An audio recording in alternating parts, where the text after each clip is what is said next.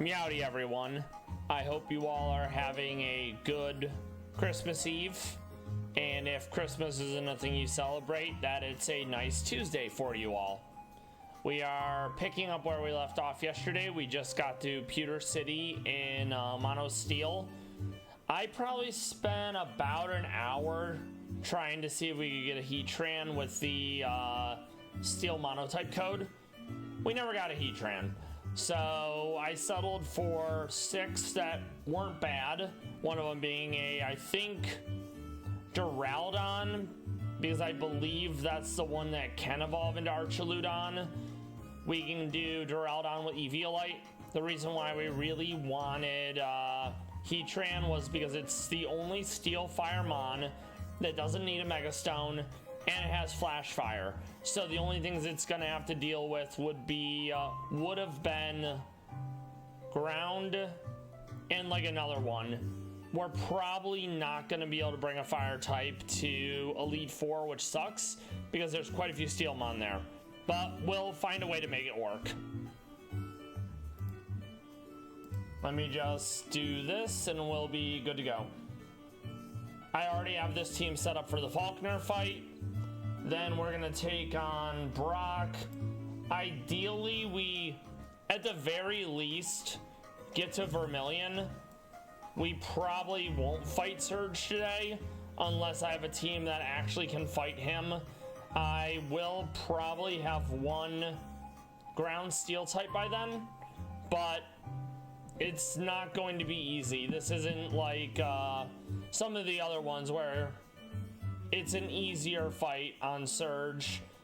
Yeah, I think Electric does like reduce damage to Steel, but there's Ice, there's Water, there's Grass. Manectric has Flame Burst, which it will obviously do a lot of damage to a Steel type, even with an Aqua Berry. And then it can just like Flame Burst again anyways. Alright, so we have a Galarian and Meowth. Tough Claws, we're gonna fake out. We have Togedemaru, that's gonna be useful for Surge because Motor Drive for a clean swap. Tinkaton, it does get fake out eventually, so that's gonna be nice. Sandshrew, Aeolin Sandshrew with Ice Shard. Yeah, Duraludon is the first form. Not great moves, but I don't get access to move relearning until I get the Cerulean. And Sevi Carnivine is gonna have to do some work because Poison Steel is normally 4x weak to ground, but it has Levitate. So it has to worry about Psychic, it has to worry about fighting, and it has to worry about fire, but at least it doesn't have to worry about ground at all, so we can appreciate that. I'm also gonna see if we can find any interesting crime coverage. SKR, aka Short King Reacts, he did his final video realistically on Sarah Boone. It's a continuation of a prior video where she had a condensed letter that she wanted to read to everyone, and then she left out like a bunch of pages and she was more or less putting everyone on blast. So it doesn't go well, and it's kind of wild how tone deaf her statements were. She's literally blaming all the victims, she's forgiving them, he deserved it, they deserved it, etc, etc, etc. I'm trying to see if there's any fun / good crime coverage that we could do today. We did Legal Eagle's video. He did an update on the Luigi Mangione case the other day. Let's see if Legal Eagle has done anything else that's somewhat lighter, right?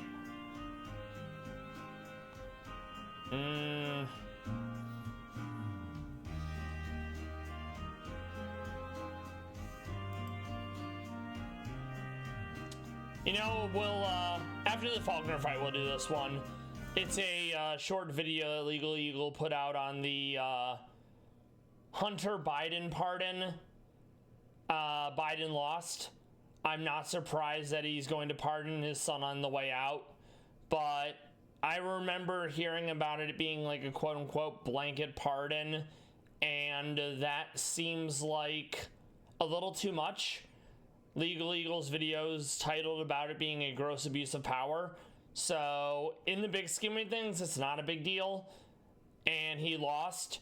So it's like, oh no, he's abusing his power, he's on his way out, and it's not uncommon for presidents on the way out to pardon people. I remember Clinton got a lot of flack for pardoning his buddies allegedly when he was on the way out. But if it's a blanket pardon, if it covers a lot of things, it's like, well, maybe that's a little too much. Maybe a bit of nepotism because you know your son. But we'll look at that after this fight. Some of the Pokemon here have fighting dunks on steel, so that's not going to be easy, but I think between Fake Out with Tough Claws and another move, we'll realistically be okay. I don't think we get the setup, so I'm just going to go in with Metal Claw. Okay, that's more than I'd like. If we get the... I was kind of hoping for the attack up, a Metal Claw, then maybe I would have been able to kill. Okay, it was enough. Good. So, one down. That was the only one with a fighting move, I believe. Flittle has speed boost. We're gonna go into... Oh, I forgot it's not flying yet. That was very much an oopsies on my part. But we have Fury Cutter. It'll be super effective. Ideally, it doesn't miss. This is probably Side Beam again. I think the only other move it has is Disarming Cry and Calm Mind. Okay, good. Yeah, Fury Cutter, if you're able to stay in, the damage ramps up, but it also can miss. So, usually the AI doesn't let you in to ramp up your damage, you know? This is gonna be resisted, so I'm just gonna go into Ice Shard. Alright, Aeolin Sandshrew, it loses the ground, it loses the fire, it loses the fighting, but priority ice move, it's really beefy with ice scales, quite nice to have. So yeah, Faulkner down without much of an issue. We more or less keep the same team for, what's it called? For Brock. We'll have to make like 1 or 2 changes. So yeah, let's look at the Hunter Biden video, since I haven't actually covered it at all. All right. President Biden. Hold on. Let me just pause Muzak.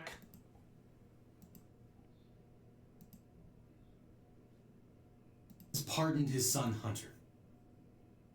This is an abuse of power. Okay. This is a complicated situation. Sure, but there should I be believe one that. simple rule that we should force our politicians to adhere to. Presidents should not use their office for personal gain. Now, it's debatable whether... I mean, I think everyone would agree that it's not a good look or like a good precedent for someone in the highest position of power as far as elected offices go to be doling out favors and such. But I feel like that's very naive. And if I were president and I had the ability to pardon my son or a loved one, any other loved one, I'd probably do it. I mean, I'm on the way out. I'm not getting reelected again. And I'm probably going to be dead because I'm old. So, like, I definitely get it. I can see both sides of the aisle. This is a norm or an aspiration, but even if it's not codified anywhere, we should force our politicians to adhere to this rule. This isn't the first political or self-interested pardon, and it certainly won't be the last. But there is no argument that this is not a self-interested pardon. This is a pardon for the president's son because he is the president's son. And look, it is completely understandable that an aging father doesn't want to see his only surviving son go to jail for what might be the rest of that father's life. Yeah, I agree. But it is as understandable as it is indefensible. President Biden is a father. But more importantly, he is the president of the United States. That's also a good point. And this use of the president's power should be unacceptable. Now, this pardon is broad. The president issued a full... I mean, yeah. We absolutely... I mean... If John Arbuckle is the guy from Garfield, I don't know. I'm not up and up on the Garfield lore outside of knowing about Garfield, Odie, the girl cat that Garfield liked. I was always more of a Calvin and Hobbes or a Heathcliff, I think, when it came to personified cartoon cats. A regular individual, I hope you're doing well. Thank you for stopping by. Merry Christmas Eve. We just beat Faulkner in Mono Steel. We're going to be covering this short legal video on the Biden pardoning his son. Thank you for stopping by. Hope you're doing well. An unconditional pardon for his son Hunter for offenses Hunter, quote, has committed or may have committed or taken part in during the period. So yeah, I think the fact that it's a full and unconditional pardon rather than like, oh, you did a thing, here's a very specific pardon to excuse you / pardon you of that thing.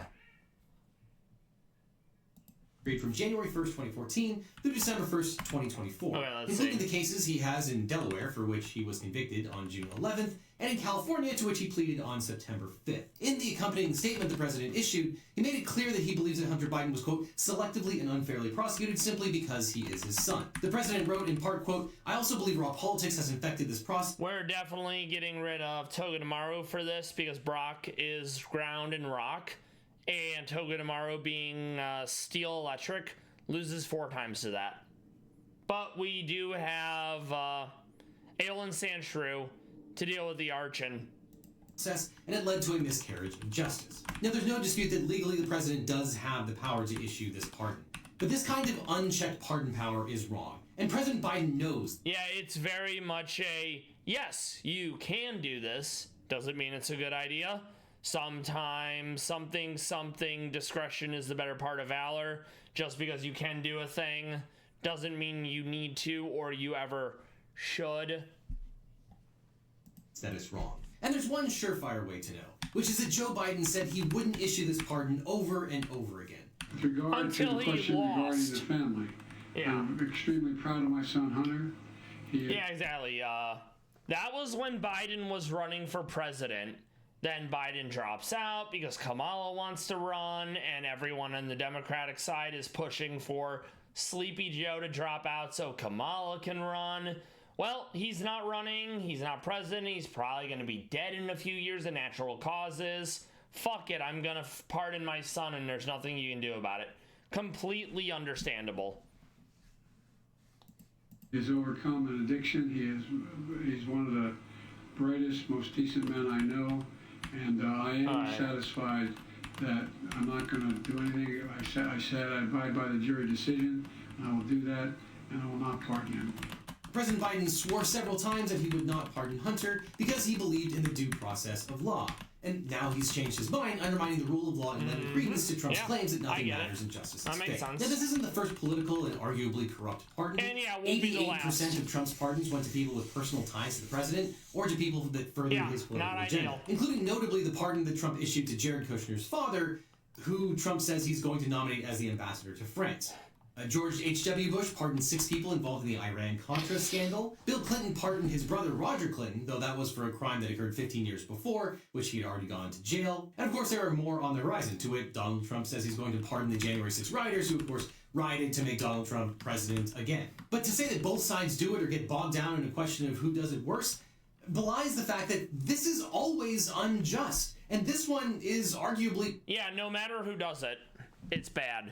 Just because some have done it and possibly have done it worse doesn't mean, oh, doing it to a lesser degree is okay. There seems to be a thing of, well, this is worse, so it invalidates anything less than that. And it's like, no, they can both be shitty. Particularly bad. The point is that this is exactly what you would expect from Donald Trump, and exactly why the Biden pardon is wrong. And as we explained at the time, Trump's pardon spree at the end of his first term was completely corrupt. He rewarded friends, he undermined prosecutors, and he completely covered up everything related to Russiagate. And I take the point that Trump probably did it more, but a world where we're tallying up the pardons to see who's worse is one where we all lose. Yeah, exactly. And I also take the president's point that it's reasonable to believe that aspects of Hunter's prosecution was unjust, but it's also hard to argue that it was completely outside of the realm of prosecutorial discretion. There are aspects of the prosecution that are a stretch. For example, 18 U.S.C. 922G, which is the gun crime that Hunter was prosecuted for, which says that an addict cannot be in possession of a gun, is totally incompatible with the Supreme Court's Bruin decision. And some circuits have come to that conclusion. But it's still on the books, and it's still a crime where Hunter Biden was prosecuted. And there are those that say the tax prosecution was overly harsh. President Biden states that it would have been fair if the plea deal had held, and that's definitely true. But it's also true that if a plea deal blows up, as it did here, that could lead to harsher carceral punishments. And in either case, Hunter did the crimes. He even wrote a book about it. And sure, the vast majority of people that have been charged with these crimes have been fined and have been in jail. Damage, you know? But they're still punished under these laws. Perhaps not as severely, but there's no question that he committed these acts and that those acts are currently crimes. All I can do is speak. But I'm also fine with a rule that says the president and the family are subject to more strict rules by virtue of their position. Perhaps there is an element of the investigation, the prosecution, that singled Hunter out. Yep, good. We triggered the Barry. But the Republicans and the prosecutors were never able to prove that President Biden benefited from his son's indiscretions. But it is reasonable to question those links. That's fine. If that means increased scrutiny and accountability into the president and their family, I think that's actually a good thing. And you know what, by that same token, I'd love to probe the agreement that the Saudi government has with Jared Kushner right after he left the first Trump administration. It's worth $2 billion. Oh, that seems kind of sketchy. But in any event, a largesse from a foreign government to the president's family is a reasonable thing to investigate and sometimes prosecute. And look, it is understandable as to why President Biden did this. There's real risk that the second Trump administration would have tried to score political points by doubling down on the prosecution. Yeah, I am not looking forward to Trump 2 Electric Boogaloo. Okay, we're gonna go bite again. Then we're gonna try to swap into Oshawott, because I think Oshawott has like water pulse or something. Maybe it's only water gun. All right, that's gonna be Kronk. Taro named him. Okay, Varoom is gonna want to go toxic most likely. So I think at the very least I want to swap into Meownwell. We're gonna go fake out, pop the air balloon. It's gonna want to go bulldoze. Okay, it wants to bulldoze. Yep, love that. It feels clunky with constantly having to swap out like this. Okay, nice. I'm really slow, so it's basically gonna do nothing. Come on, one more. Okay, good. So now it's gonna be Onyx again. It's probably gonna go Rock Tomb for speed control. I'm gonna go Meownwell. We're going to fake out. Metal Claw. Okay. Archin is probably gonna outspeed. I'm gonna go... I think it has Bulldoze. Okay, let's see. Yep, it did go Bulldoze, okay. So now it's probably gonna wanna go Rock Tomb or maybe Pluck. So I'm gonna hope it goes once to go Rock Tomb here, so we can get the fake out. No, it went Pluck. I didn't have a berry though. I make sure that none of my guys are holding healing berries in this fight, because otherwise Archin will just eat them, and then he basically gets double berry, which is cringe. This is probably Bulldoze, so I'm gonna go into Kronk. Oh, Facade. That seems weird. Maybe people in earlier versions of the game were trying to status the Archin. You see Onyx has like sleep talk. Maybe people were putting Onyx to sleep, so Supercell wanted to make sure no one could utilize that. Supercell being the dev of Rad Red. I hope this is enough. It is. Okay, good. So now it's just Geodude, and it already used its special berry to go first. Interesting that it outsped. I am very surprised by that. So instead, we're just going to go into Duraludon. Thankfully, this isn't a Nuzlocke. And I made one mistake, and it cost us the Oshawott, but we're okay. So now I think that's level 22 for level cap, and we have one badge. VOD friends, lurkers, I hope you're doing well. I hope you've been having a good Christmas Eve so far. And if it's just Tuesday, because you don't celebrate Christmas, that you're having the best Tuesday you can. Execution of Hunter Biden, especially now that Trump has said he's going to nominate Kash Patel as the head of the FBI. But those are supposed to be the risks. You either believe in the institution and the Department of Justice and the rule of law and let it run its course, or you don't. And it looks like President Biden doesn't. But if that was the real concern, then the pardon could have been drafted as to only apply to uncharged crimes. It could have left the current convictions intact, which remain and need to be sentenced, but could have headed off any politicized investigations into new trumped-up charges. This pardon and the justifications for it are also going to retroactively paint the Trump prosecutions in a tainted light. Based on everything that we know today, it appears that the federal Trump prosecutions were remarkably apolitical. Sand Shrew is a physical attacker. We also have an ad break. I will see you all shortly.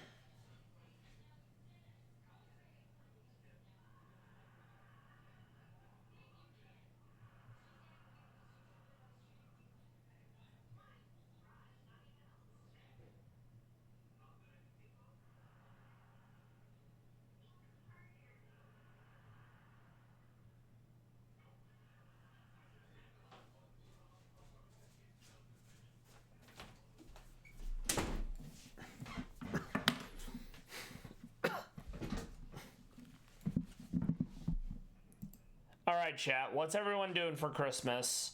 Mom works tomorrow, so we'll be celebrating Christmas on Thursday. I'll be making my scallops in the crock pot. Mom will be able to have some of that. Grandma has her own food because she hates shellfish. Thankfully, the weather has been relatively mild. And hopefully we'll have more or less another mild winter like most of last year and not 2 winters ago when we got absolutely buried in snow. Political. And not to mention, much of the prosecutions were based on what was just plainly out in the open. But the prosecutions were unusual only in the sense that a president has never committed these types of crimes before. Not that they were being prosecuted. Until now. But many will now reasonably look to the justifications for this pardon and say, see, Biden's DOJ is corrupt. If the president himself says the Department of Justice is political and selectively prosecutes his son, it is much harder to defend the Trump prosecutions. which is a tragedy because, love him or hate him, Attorney General Merrick Garland appears to have bent over backwards to make the Trump prosecutions as apolitical and as institutional as possible. But the fact is, Hunter Biden was not selectively prosecuted. And here's the thing, neither was Trump. But President Biden threw his own Department of Justice under the bus and claimed that it was selective prosecution. Now, I don't really think that this will change any of Trump's behavior or actions in the future, but it will give cover to a lot of people who will say that both were selective. And the history books aren't written yet, and the people are going to debate the Trump prosecutions for decades. And I think that... I mean, if I'm on my way out as president, and I can pardon my son or a family member who's done wrong, I'm not gonna look at it and be like, oh man, I really hope in the history books they call me corrupt because I'll be fucking dead and I won't care. So I think Biden did what he thought was right as far as doing right by the family, his family, and he only said he wouldn't pardon his son because it would look bad if he said, oh yeah, I'm totally gonna pardon my son as far as the election goes. So yeah, I don't think Biden cared. And I don't think Biden cared about how it's going to look in the history books and, oh no, now I'm bolstering claims that my opposition has. Though that will absolutely happen. Because yeah, it's a very much a political thing. And it's like, oh, well, this only happened because they did this. And see, he pardoned his own son. He's just as bad.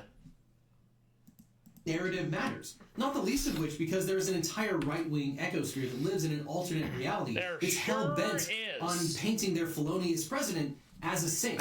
And yes, President Biden is a dad, and that explains his actions, but it doesn't excuse them. I would be outraged if Trump pardons himself or his children. I mean, he's probably that's why I'm outraged at President Biden today. At base, the pardon power should be abolished. It never should have existed in the first place. It's an anachronism of history. And I guess I'm just sad. Institutions and norms are being torn to shreds in front of our eyes. And look, I recognize that the fault for that is not evenly distributed. But this is a race to the bottom. Yeah, people are not being punished for corruption and manifest illegality. We see that with the end of the Trump prosecutions, decisions of the Supreme Court regarding immunity, and we're likely to see that here with this pardon. On the spectrum of too many prosecutions of politicians to not enough prosecutions of politicians, we are currently way, way on the side of not enough. Absolutely. And here there probably won't be dramatic consequences, and that is a problem. It's one in a long line of things that should be punished by the electorate, but are currently not.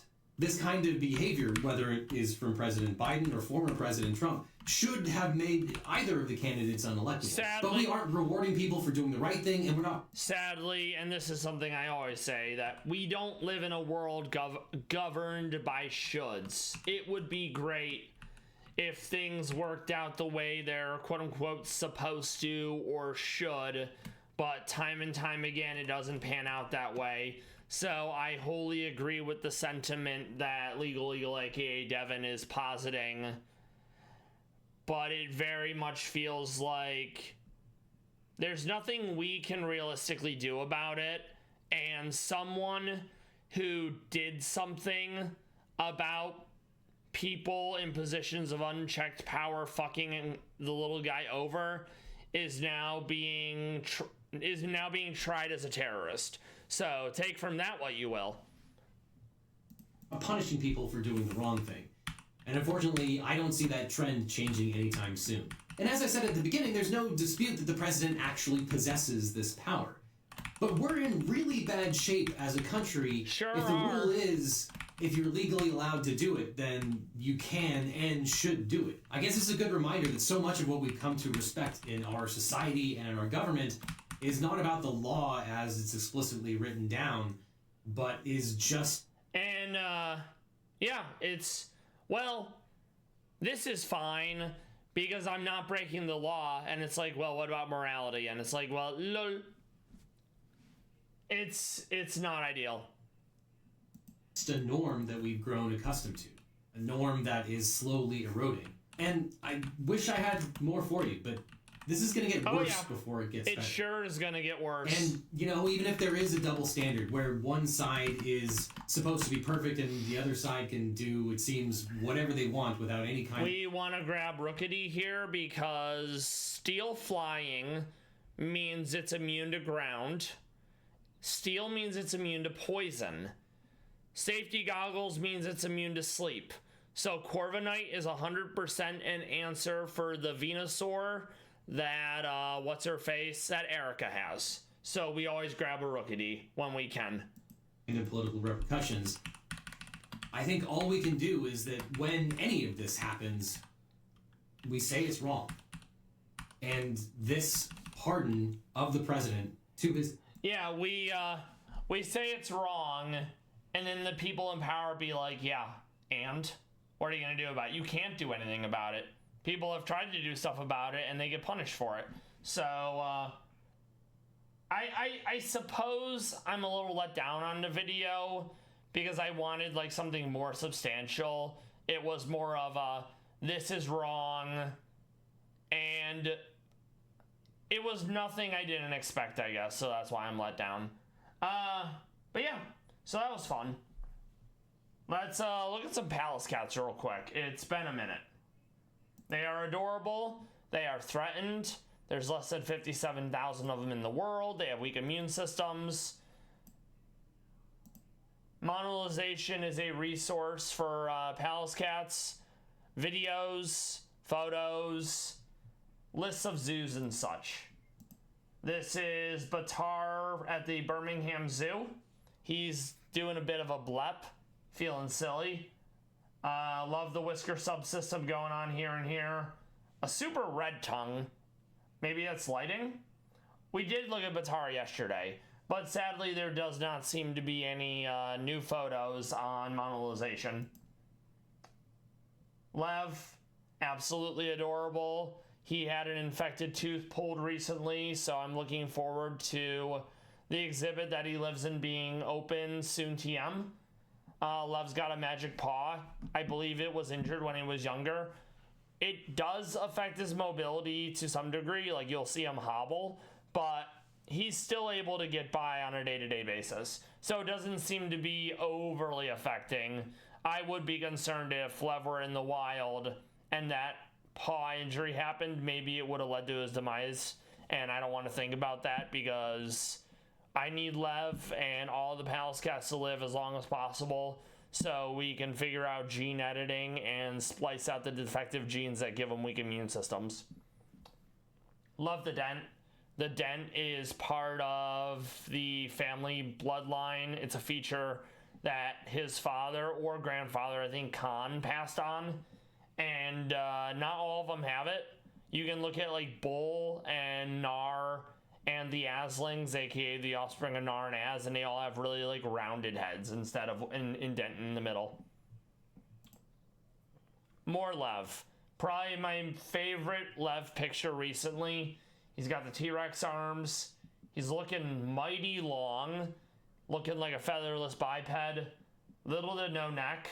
Super cute. Big fan. Love it. Live, Lev, love.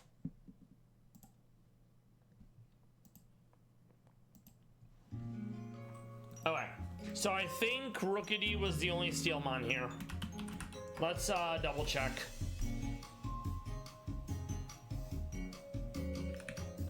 Technically Krabby, but it requires a Mega Stone and we don't have Good Rod. Okay. Let's lead with Kronk for now. Also, if you want to name a Pokemon, let me know which Pokemon you want to be named and its respective nickname you want me to give it. Alright, we got Bullet Seed.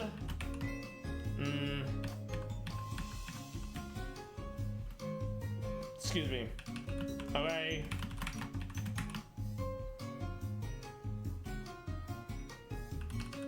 Alright, no steel types here, so we can more or less grab like the one thing and move on. Skip this fight because we don't need it. What do we have here? I think I already have the one steel type that would normally be here. Yeah, Tinkaton. We will grab Rilo though. Interesting that whenever I've played ROM hacks in like fan games, normally the friendship evolutions like remain the same. In this, they removed the friendship requirement for this, and I think it's at like level 30 during the day or something.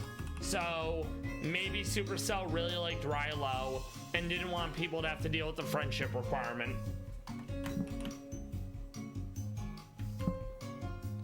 Roly-Coly technically becomes steel via its mega, but it's 4 times weak to ground, and because it has to hold a mega stone, it's not going to be able to hold a focus sash or a super effective berry.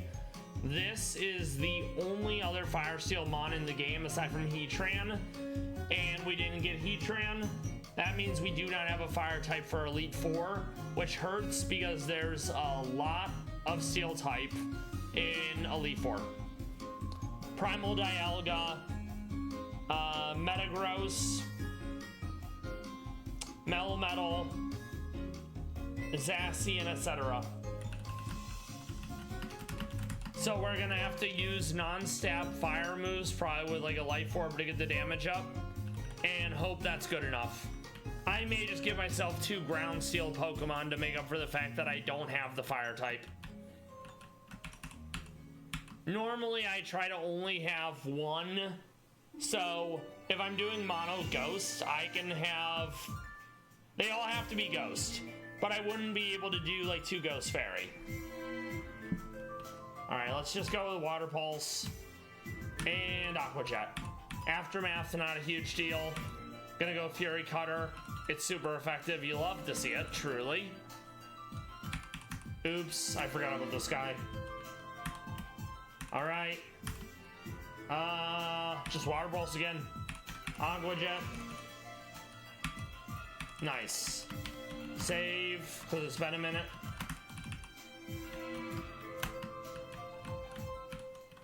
I was hoping I could get past her really quickly. Let's just do Fury Cutter. Alright.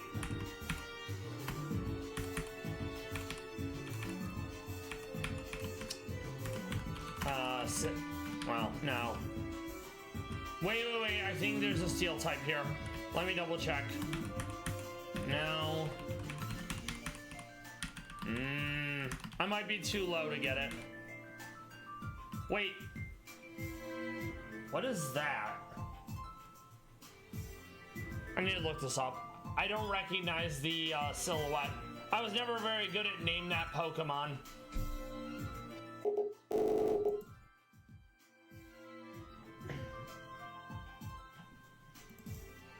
Alright, let's see. What are you?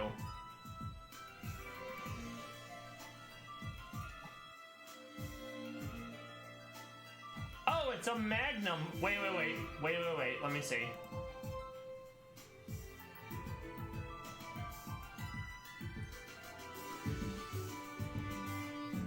Oh, maybe it's a Cuf? Oh, it is a Cufin. Okay. Yeah, I guess it's just Cufin. So let's go try to get this. Alright. So that'll be, I think, Carnivine, Duraludon, and Meowth because of the fake out. Yeah, it is a Cufin. Okay. So we're gonna start with Curse to build up some stacks of damage. We have an ad break in about 10 seconds. I will see you all on the flip side. Grab a snack, grab some water. I hope you're thriving on this fine Tuesday.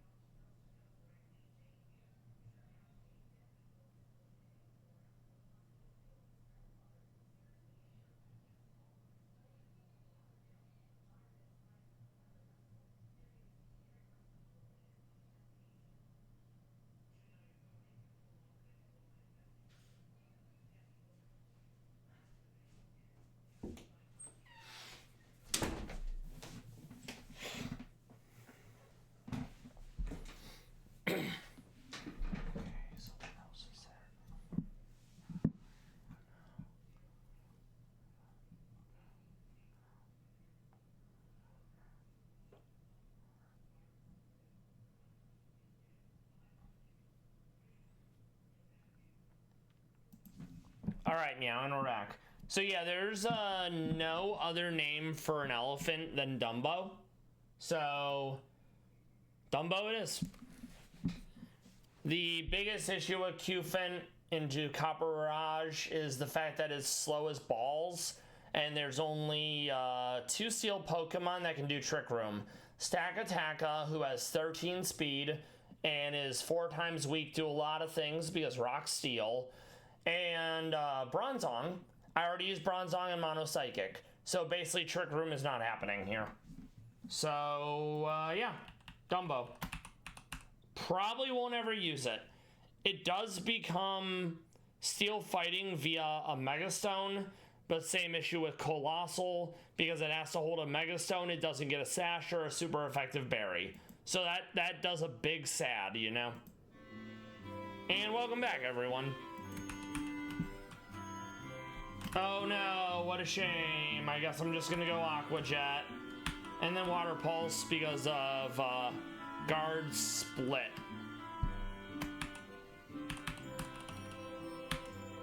Very good. And the reason why we keep Water Pulse is because I'm gonna have to fight, when I do the Admin Archer fight, Toxic Debris on Glimmet means when it's hit by a physical attack or an attack, it sets up Toxic Spikes. So I'll use Water Pulse. That'll kill it, and I won't have to worry about Toxic Spikes. Okay. Technically, I don't have to worry about being poisoned at all because all my Mon are steel, but technically Kronk isn't steel yet, so if he had to swap in, he would get poisoned. Alright. Just making my way through the cave, dunking on Team United. It's never gonna get old. And I legit hope for jury nullification for the Luigi Mangione case. We covered a video that Legal Eagle did on it yesterday, and the big thing was, if you can prove a case in X steps, don't make it harder on yourself by adding more steps. You're creating a higher burden for yourself. There's a swelling of public outcry in support of what he did. A bunch of people are giving money to him. So already it was off to a rocky start, but then making it be, well, now you have to prove that it was terrorism. And that means he was trying to convince and coerce the government into action rather than just fuck United, fuck what they do, and I'm gonna kill him for, you know, what he stands for. So it's an even higher burden than before. Okay, Water Pulse.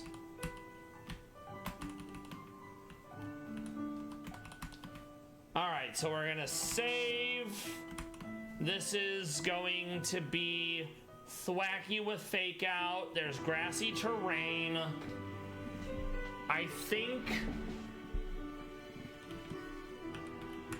I go Carnivine, and I go...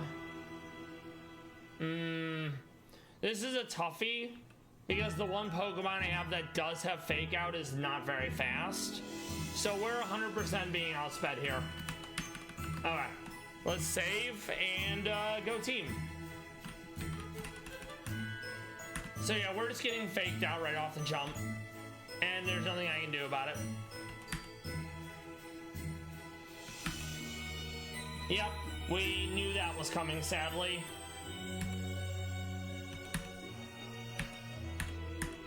Yep, run away, that's also expected. Sableye gonna want to get Will-O-Wisp on everyone because it's good damage. It's chip damage, plus it reduces attack.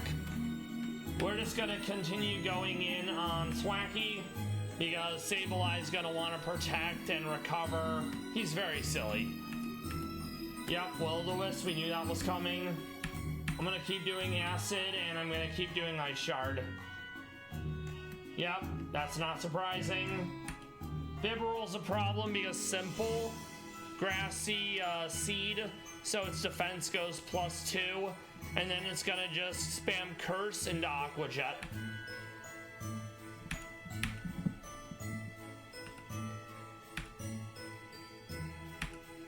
Yep, that's fine. I don't love it, but we can make it work. Yep, that's fine. We're gonna keep getting Fury Cutter ramping up, so we hope that it'll eventually outpace the damage from Burn. I totally forgot about Rock Smash. That is my fault. All right.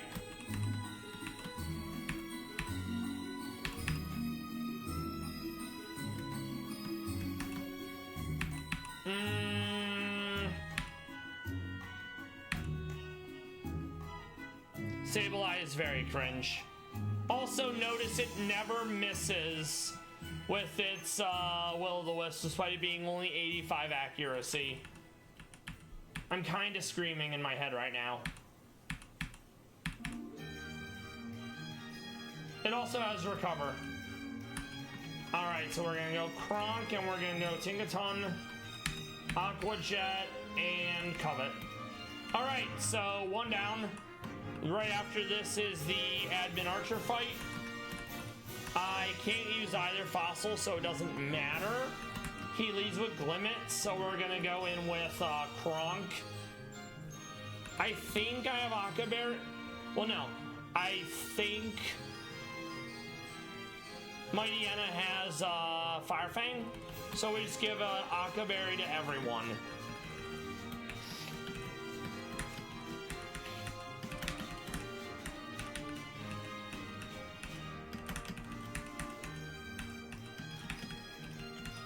Except for Sandshrew, since it's 4x weak to fire, so Akaberry does nothing. Instead, we'll go Citrus Berry, and we'll go... If I have Mystic Water, we do that for Oshawott, because we want to make sure we one-hit the Glimmet.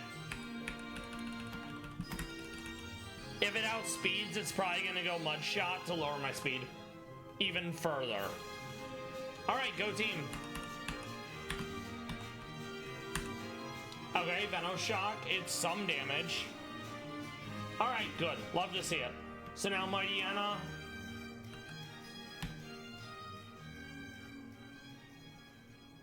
I'm just going to start in on Fury Cutters. Howl, we did not want to see Howl because it has Strong Jaw. So all biting moves are 50% stronger. Nice. Berry. It is faster. So it's probably going random move. I'm gonna go Meowth. We're gonna Fake Out. This might kill. It does not, and that kills. Alright. We can come in with Kronk with the Aqua Jet. Very good. Houndour, I'm gonna go Aqua Jet again. Love it. Admin Archer down, that makes the level cap be 27. We almost have access to Move Relearner. That's very pog. Okay. This is, I think, PP up and low sweep. Low kick, okay. Sunstone, I don't think I need Sunstone, but it never hurts to grab it. That TM was Roar. I never used Roar because it's reduced priority, and the AI is just gonna act before I try to pull the move off. Okay. Safe. We grab the Move Relearner. Thank you. Ideally, some of them have moves.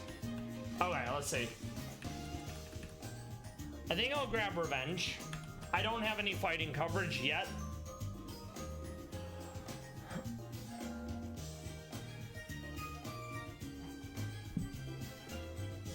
We'll do that for now. Okay.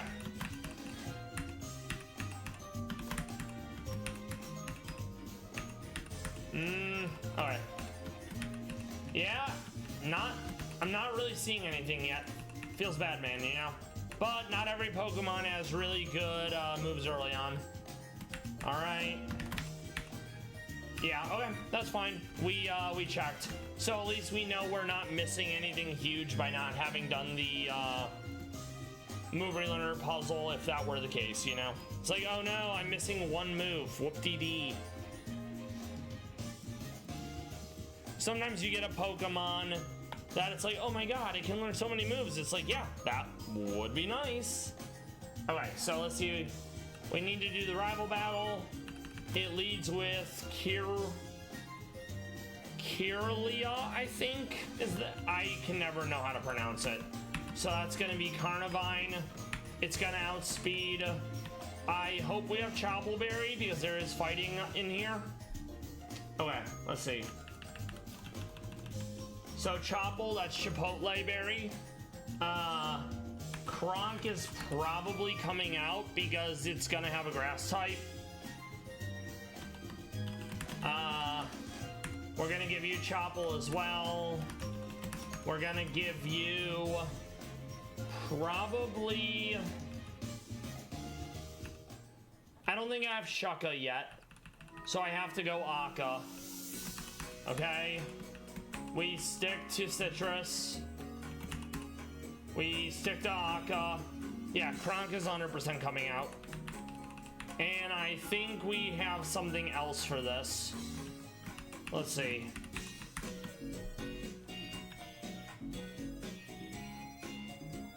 Yeah, we have Rookidee. We avoid ground and we have something against the Ivysaur. Alright, since we have Move Relearner, we can get everyone up to current level cap and we're not missing out on anything, which is very pog. Like, I'm pogging out of my gourd right now. You don't even know. Alright, let's see if we got any new moves yet. I mean, there's only two things in here that give evasion. It's Snow Cloak and Sandveil, so Feint Attack is useless. Duraludon, it is a dragon move, and it's about damn time, so we 100% take that. 85 accuracy for Metal Sound. If it's not 100% accuracy, it may as well be 50%. Meowth. I swear I never get the RNG with Swagger, so I'm not even gonna bother. Sandshrew.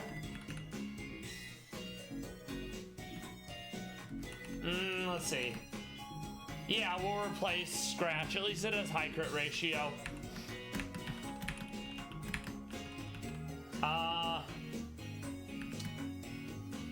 Maybe? Let's see. No. Yeah, okay. What about Rookidee? Taunt is useful. A lot of people still have berries, so I very likely am going Pluck. Oh, I never realized that Power Trip was when you buff. I always thought Power Trip was when they buff. So it's the opposite of Foul Play. Okay.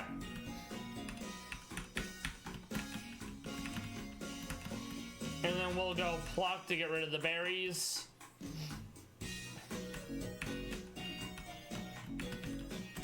And then we go... We can evolve it. I think we go... We're gonna go special attack down and we're gonna go speed up. There you go, Jolly. Eventually that'll have to change though. Speed is important. I think Corvisquire was the only one that actually could evolve. I don't have an Ice Stone, so Sandshrew is gonna be Sandshrew for a long time. Okay, it can evolve, that's fair. You, not yet. One off. Supercell knew what he was doing. Okay. Ah, there's Fake Out.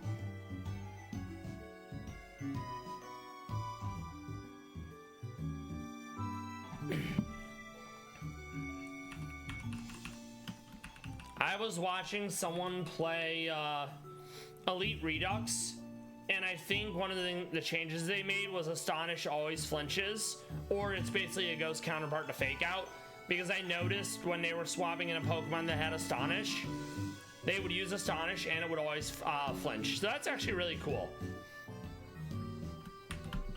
We have an ad break in about 20 seconds. Grab some water, grab some snacks. I hope you're doing well. VOD friends and lurkers, thank you for being here and supporting, enjoying the stream in the ways that you can.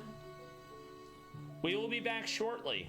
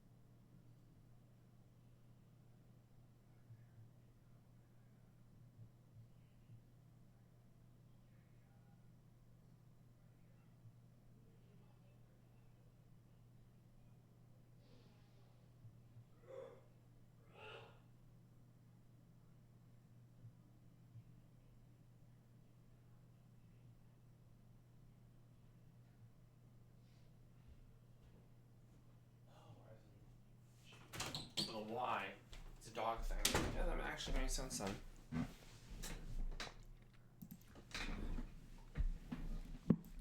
Alright, Meow, and we're back. Nugget Bridge, much like everything else in Rad Red, is quite difficult. All but the last two fights are double battles. They have pretty good teams for the level, item composition, abilities, etc.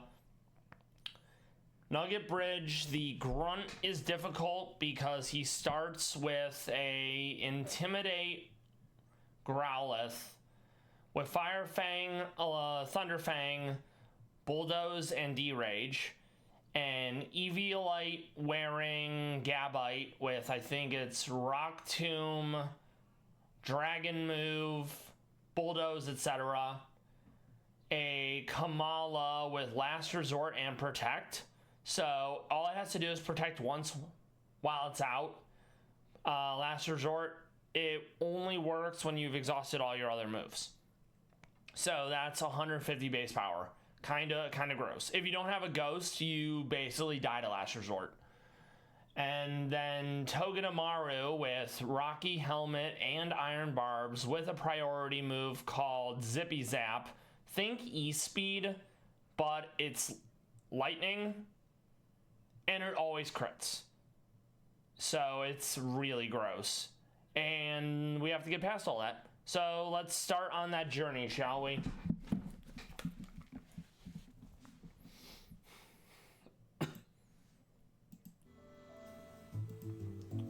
I specifically made sure that Rival had the grass starter, because fuck me if I'm gonna be doing steel and I gotta fight a Charizard, you know? Alright, so Kirlia I'm expecting it to swap out. So I'm just gonna go Metal Claw. It's gonna go Poniard. Poniard, I believe, has a fighting move. So I have to swap. It's probably gonna be Meowth for the fake out. Okay, knockoff. I don't love that. We're gonna fake out.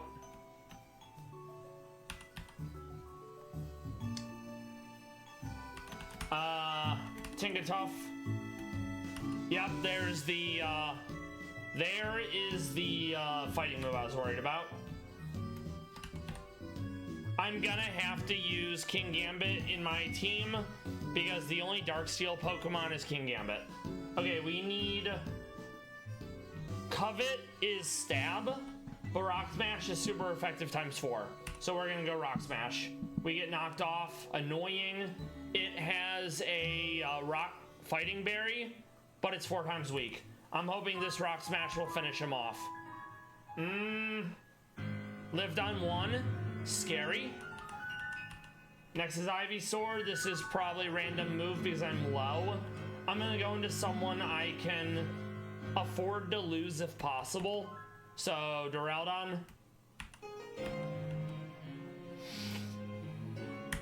We're gonna go Break Swipe to lower its attack in case it has any physical moves.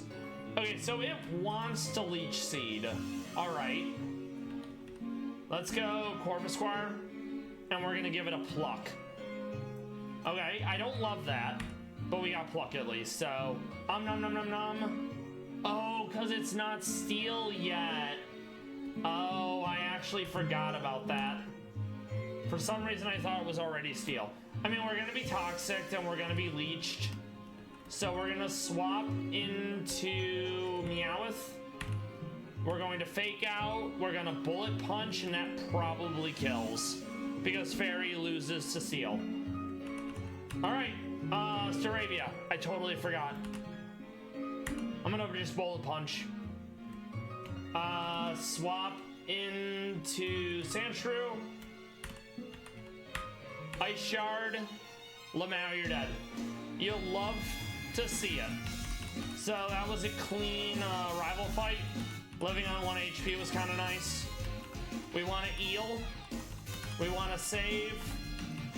Without looking at the docs, I don't remember what everything is for this fight. It's mostly double battles, so we can absolutely use Duraludon's Breaking Swipe. And then probably Meowth. Actually, no, we'll stick with Sandshrew because I think the first 2 are Bug Flying, and that loses to Ice. So, Breaking Swipe, and then Ice Shard the other one, you know?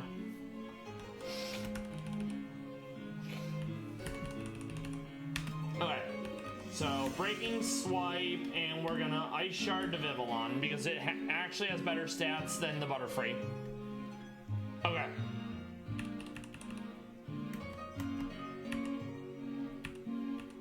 Ominous Wind, I don't really care. Not what I want to see. So I'm gonna Break Swipe, and I'm gonna go Ice Shard on Wormadam because I think it has a ground move. That was not enough, and I do not like that. Eat Your Berry, that's a given. Ominous Wind and Bulldoze, so we're gonna Break Swipe again, and we're gonna Icy Shard Wormadam. Okay, good, Wormadam down. Love to see it. Okay, that's the first one. I think this is the Manectric one. And they have Grass Knot. Oh, no, it's not, okay. So we're gonna go Metal Claw, it's gonna be 4 times effective. We're gonna go Metal Claw, it's gonna be 2 times effective. I think these kill. Let's see. It doesn't. Okay. We did get the attack proc though. We love that. Love to see it. This Jigglypuff is so dead. Okay, Brioche comes in. I'm gonna have to deal with that somehow. We're going to... We're actually gonna swap. We're gonna go into Meowth. we are going to Metal Claw the Jigglypuff. That did more than I would have liked. Okay, Jigglypuff down, good. Next is Brioche. We fake out the Brioche. We Metal Claw the Brioche. This probably kills. It does not. That's actually mildly interesting. I guess it's because the water resists it, you know? So we're gonna go Home Claws. And I'm just gonna go Slash. Okay.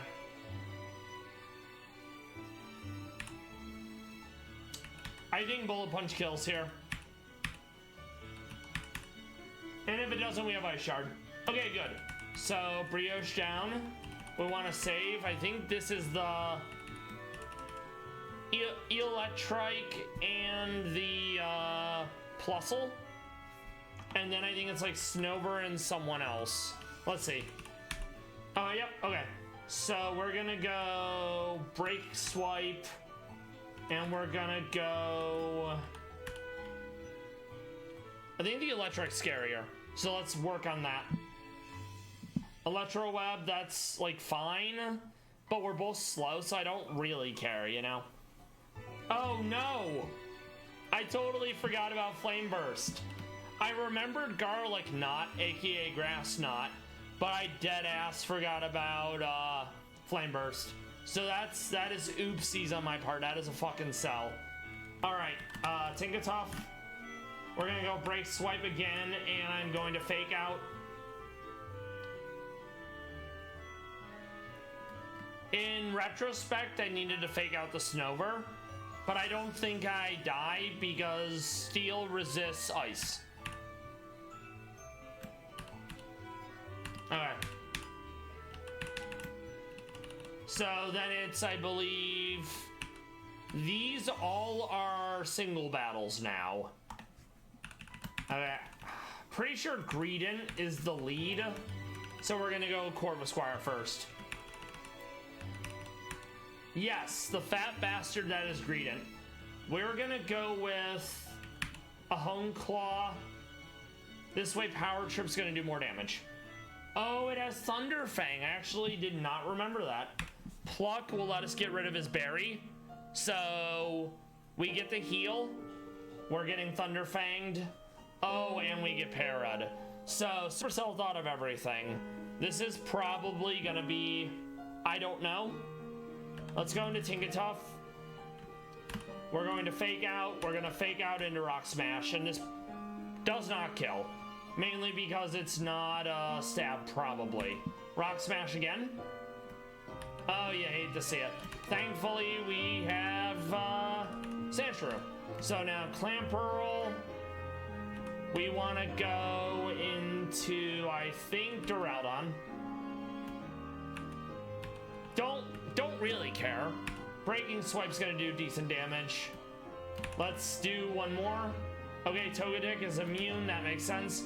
This is probably T-Wave into Air Slash spam because it wants to go for flinches. So we're gonna go into Carnivine with Acid. And ideally we don't get flinched. We do. So that's one flinch. Yep, Clamperl, that makes sense.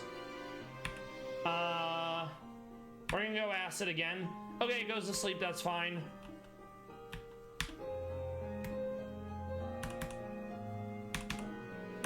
We didn't get it. Okay. Meowth, we're going to fake out. Fake out Bullet Punch. Bullet Punch. Bullet Punch. Bullet Punch. Bullet Punch. We did not get the Bullet Punch. You hate to see it, truly. I'm gonna get some... This... I've actually never seen it be able to pull the Rest Sleep Talk strat off.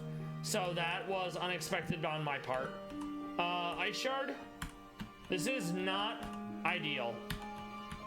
Metal Claw. So yeah, that was definitely harder than I expected. I've never seen...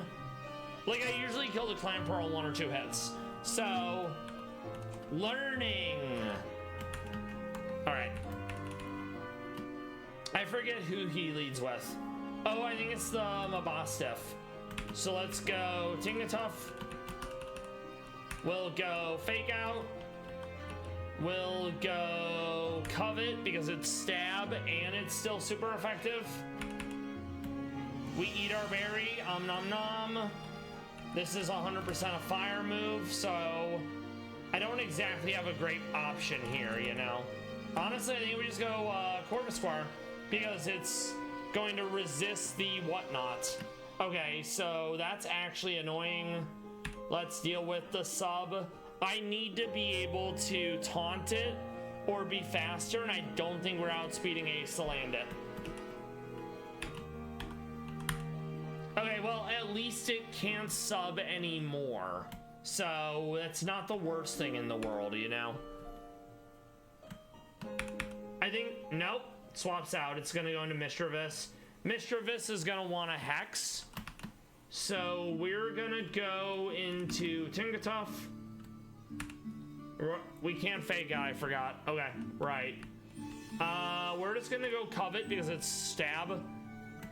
We just got Will-O-the-Wisp. In comes Hex.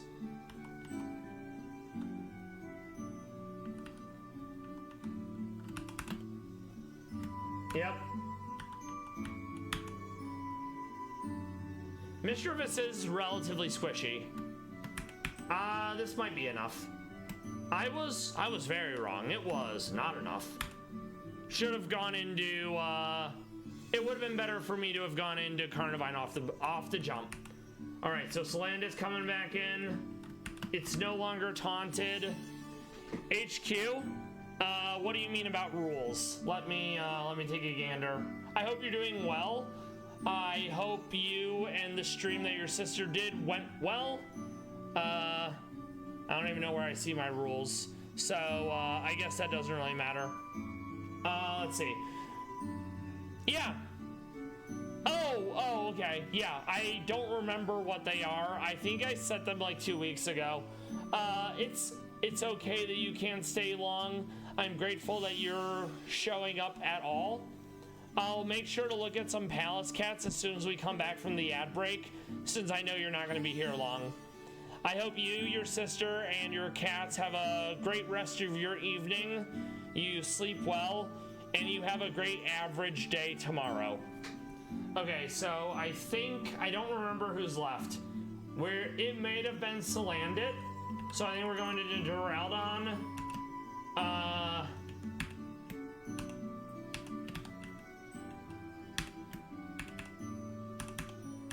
All right, that's down. This one I'm not looking forward to because of the Arcanine, and by Arcanine I actually mean Growlithe, Dragon Rage, Thunderfang, Bulldoze, and Firefang. Thank you kindly, HQ. I very much appreciate it. I will see you all shortly after this ad break.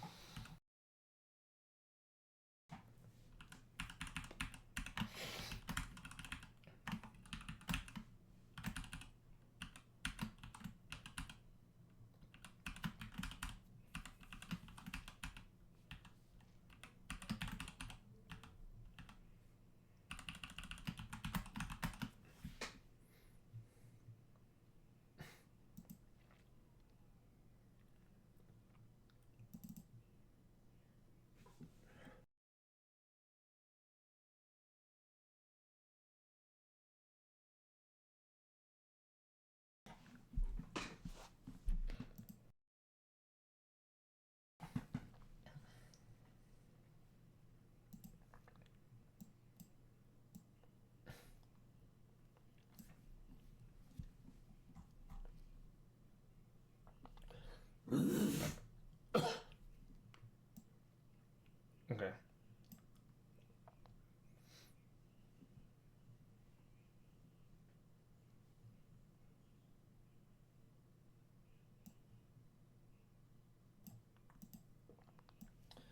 All right, Meow, we are back. Hopefully y'all are enjoying the stream. Once again, HQ, I'm glad you were able to stop by. I know it's quite late for you. We have a sampling of Pal's Cat pictures. Sadly, there weren't any new ones. So we're just gonna go with some from my, once again, my private stash.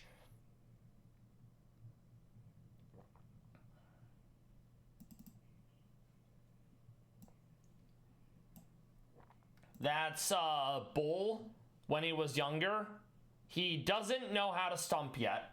Some might even say he's stumped, but super adorable. I love the way he's just resting in the crook of the tree. His tail's curled around, paws free floating, very adorable. You can see the super round head rather than the iconic dent that Lev's bloodline has, because I believe the progenitor of that bloodline, or at least as far as we know, Khan was responsible for the dent. So once again, Spock, Kirk, Jim, and all them would be like, Khan. But yeah, this was when Bull was younger. Absolutely adorable. 10 out of 10. Truly one of God's finest creatures. Another one we have is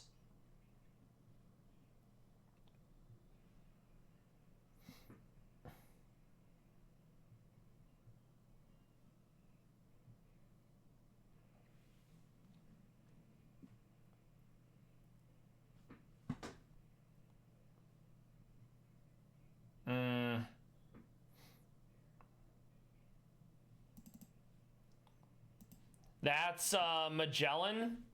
He lives at the Poznan Zoo. I love the Puss in Boots slash animated eyes look. Super round, adorable pink nose.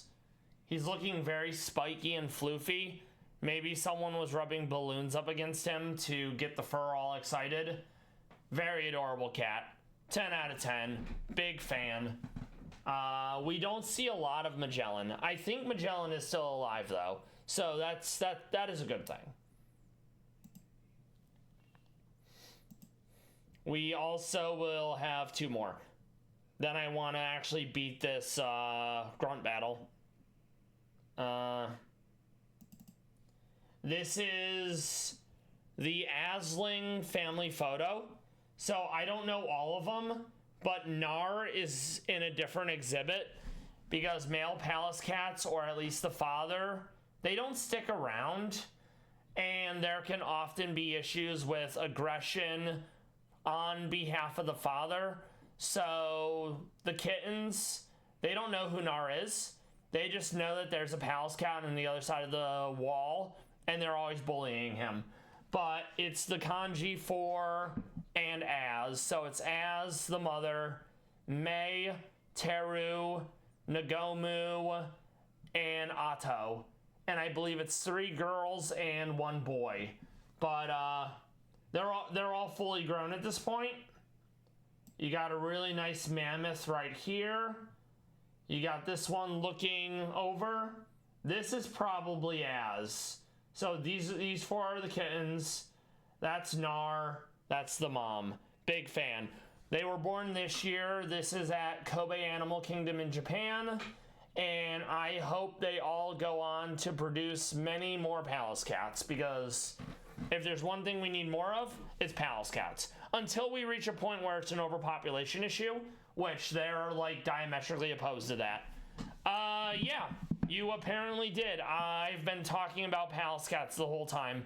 I'll go back to the one where Bull was in the tree, because he doesn't know how trees work yet.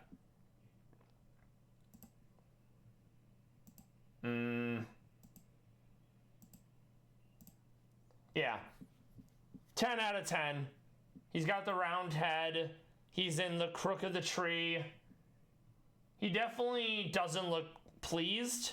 Like, it's neutral to not pleased, rather than like 1,000-yard stare or actively happy or grumpy. But yeah, we love Bull. He is truly wonderful. In fact, oh yeah, VIC, very important cat. Or Vic, very important kitty. Let's see, what else do we have?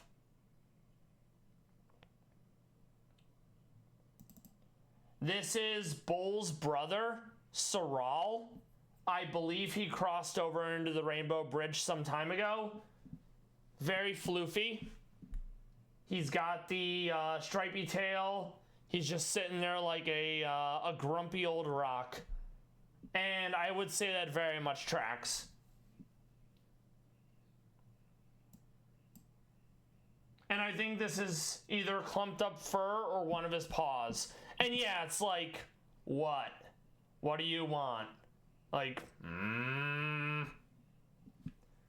very, very prominent whisker subsystem. Spiky floof in the background a bit. Truly one of God's finest creatures.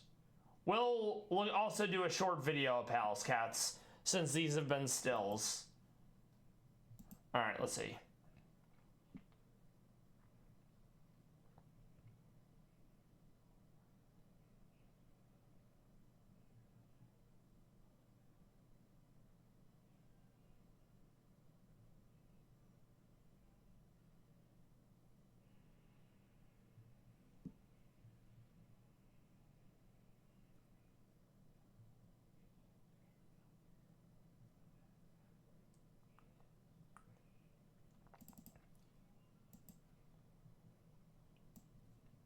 This is, I'll have to refresh it, of course. But this is Az licking Nar's head. This was before the kittens were born. Nar's got such a dirty head. And the darkness of Nar's head reminds me of at least two of the Tibetan Meownwell that also have really dark, almost pitch black heads. And they love each other. Once the kittens are shipped off to other places, I suspect Az and Nar will be reunited. And I love that for Nar, because Nar's been by himself the whole time. And he almost always has like a sad boy look about him. So he absolutely deserves to be reunited with his wife, you know? And Az is just very photogenic. She's truly one of the best. I believe she was one of 2 children that Polly had that actually survived. It was like, I think 2 litters and 10 out of 12 died, and we fucking hate that. On the upside, they all got fast-tracked to heaven, which we love. But yeah, Nar be like, I'm tolerating it. I know this is important. Az is very much the affectionate one compared to Nar in this relationship. But it's nice because Az isn't bullying him, whereas Polly's always picking fights with Bull, or Polly's always picking fights with Lev.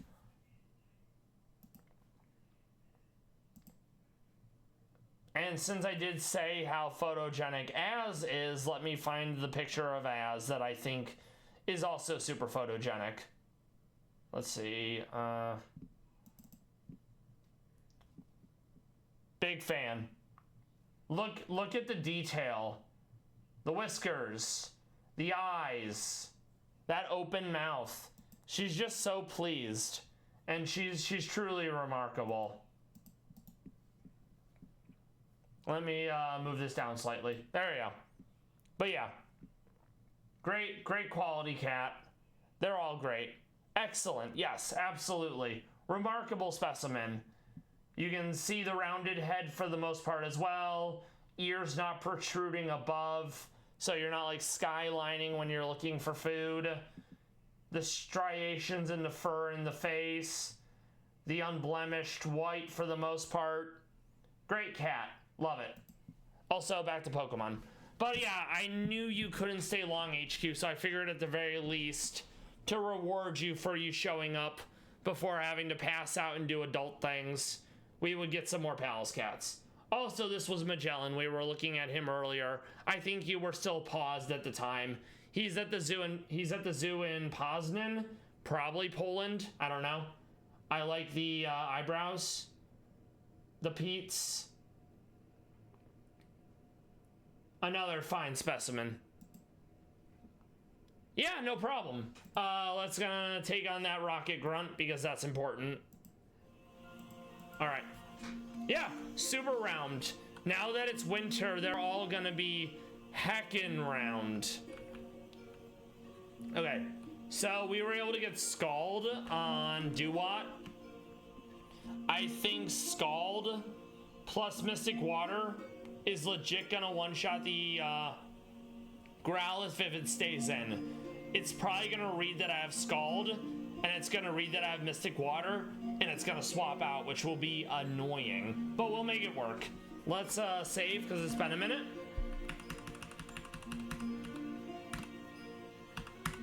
Interesting, it stayed in. Huh, so I did not expect that, and I'm fine with that, because Growlithe is frustrating. This is Eviolite, so I'm gonna try to go for knockoff so we don't have to worry about it. Okay.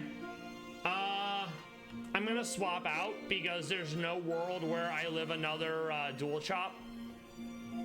I'm gonna go into Sandshrew and hope I don't die in one hit. Now that the Eviolite is gone, we can probably get away with just killing it with Ice Shard. Unless it chooses to swap out. Yep, it chooses to swap out. So I was talking about Togedemaru earlier.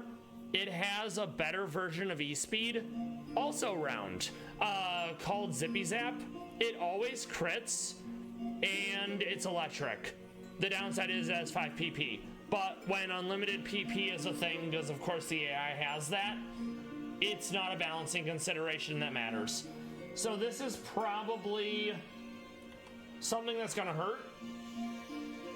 I'm gonna go into Carnivine. Okay, Zippy Zap. Zippy Zap again. I'm gonna see if we can get a flinch from bite. Rocky Helmet and Iron Barbs. Yep, that would do it. Okay, so we're gonna go in with Meowth. We're gonna fake out. We're going to Home Claws once. I'm hoping this... Yeah, it was not. I forgot that when 2-mon have priority, the one that's faster always goes first. Okay, so we're gonna fake out again, and we're gonna Rock Smash. This is gonna be Protect, so it doesn't really matter what we do. We're gonna Rock Smash. It does kill. It didn't get the Last Resort off. That's actually a big deal. We're gonna Rock Smash. We wanna Covet. We're gonna go Ice Shard. And then we're gonna go Slash. And then we're gonna go Ice Shard. We did it. Huge. Yeah, that was pain, but thankfully we got there. It would have been smoother if I remembered to bring in Togedemaru, but then it probably would have went Bulldoze instead, and then I would have died in one hit anyways, since Steel Electric is 4 times weak to ground. It also would have been smoother if I had a Ghost, but thankfully I was able to kill the Komala before I had to deal with Last Resort procs, which basically will one-hit you because it does like 150 base attack. What do we have here?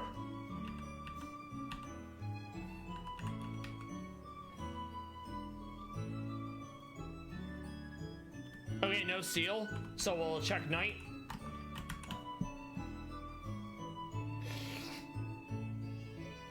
Still no Steel.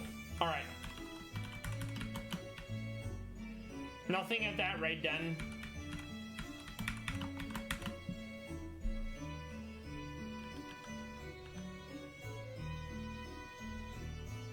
We do grab Carablast because it can turn into Escavalier, which isn't a bad Steel Pokemon. It's Steel Bug, so of course 4x Fire Weakness sucks, but you can Sash it. It also is really good for Trick Room and for Sabrina's Gym. So we are gonna totally grab a Carablast. Oh, I never healed. That's very awkward. So let's do, oh, yeah, that's very awkward. So let's go back and refill our vial. Once we go to Bill's house, we'll have access to Vermilion. That will help us bolster our roster significantly. Oh no, what a shame. You're dead. Also, you're dead. Let's see. So what were we looking at? Yeah, Parablast. Oh, we already did catch it, okay. Right. I don't think anyone else is Steel here. We already have the Pineco. We're gonna check Night.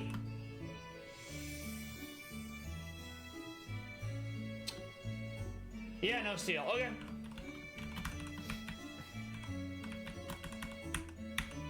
We are gonna grab Defog on the way, because that will be useful for getting rid of pesky terrain, since there's no natural terrain setters that are Steel types. Knockoff was still super effective. We want to get rid of that pesky para. If only being paralyzed, you could give yourself like a cure-all in the arm, and then, oh, you're fine.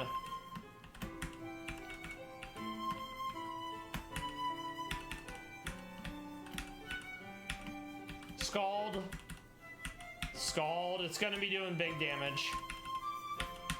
Oh no, fake out, what a shame.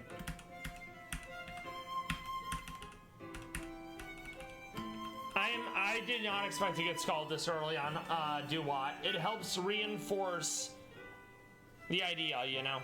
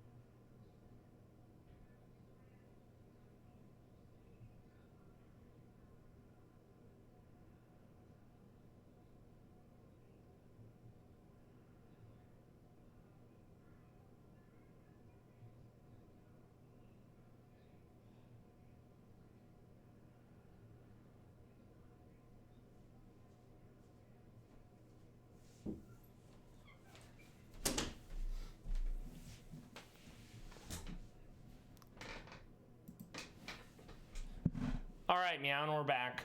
We just beat Nugget, Bridge, Grunt in Mono Steel Rad Red. We're making our way to Bill's house. We'll eventually fight Bugsy. I don't think there's a lot of Steel type that can learn U-turn, but we absolutely want to fight it before we beat Surge, because then his team gets a huge glow up. Primarily, it goes to level 55. I think it's Focus Sash, Cleavor, Mega Sizor. It's difficulty that you don't need to take, and I did that to myself once in Mono Dark. Dark loses against Steel, so the Bugsy fight was horrible in that one, but we got it because we needed U-turn on like 3 of our Pokemon. Thank you for stopping by, Yumi. I hope you're doing well. I was able to catch some of the Master Duels last night. Are you streaming at all tonight? I hope you finished all the Christmas shopping. I know you were saying the other day that you were working on last minute stuff.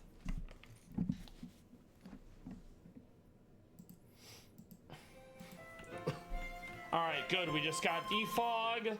Working our way to Bill's house. Kronk's been doing some work with Scald. he was actually able to one-hit the Growlithe, which was nice. We want to get out of here. We're going to go into Sandshrew. We're going to go Ice Shard again. Very nice. Sandshrew is going to be stuck in that form until we reach Celadon and get our Ice Stone. Scald. Oh yeah, it's raining, so Scald's even doing even more damage. Very nice.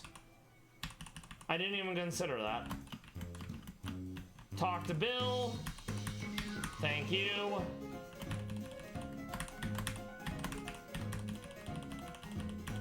Okay. We go down here, we grab Thunder Punch. Now we can get past Dig Grunt.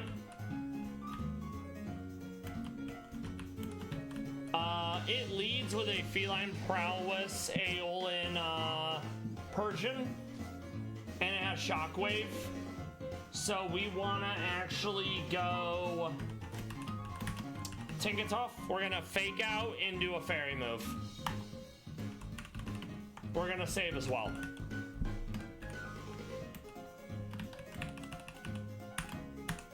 Fake out, covet, double covet. I forget what this is gonna be, so I'm just gonna swap out. It's not gonna be able to poison me, so I can appreciate that at least. I think we go Sandshrew. Hidden Power. That legit might have been Hidden Power Fire. We're gonna go Ice Shard. I'm hoping it's enough. It is nowhere near enough. I honestly expected that to one hit, but then again, it's only 2 times weak to ice, so I guess it makes sense. Okay, we're gonna go Kronk. Gonna hit him with a Scald. Oh, Mega Drain. I did not expect that. I mean, I needed to, but we're okay.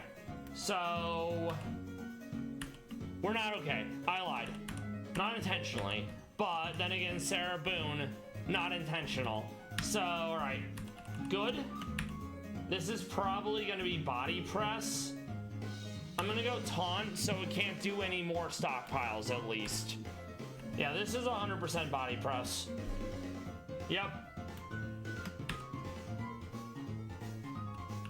I think I just gotta get in as much damage as I can, because everyone's gonna be losing to a fighting move here. Rock Smash. Ate its berry. Okay, good. Oink alone down. This is probably Icy Wind. Wait. No, I think it has Rock Blast, Bullet Seed, Water Pulse, and Icy Wind. I guess I'm just gonna start with Breaking Swipes to lower its attack. Icy Wind for speed control, that makes sense. We're not gonna be able to stay in. We wanna go into Tinkatuff with the fake out into Covet. Nice. Okay, awesome. We love that. Now we have access to ability pills and a bunch more useful held items. What do we have here? Let's see. Okay, no steel types during the day. What about night? We apparently only have the one, so that makes our job easier. We can save because it's been a minute. I don't want to lose any progress given the opportunity. All right.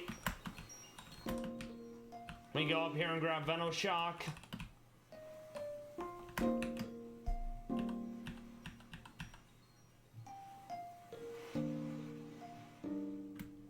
Okay, no steel types there. What about here?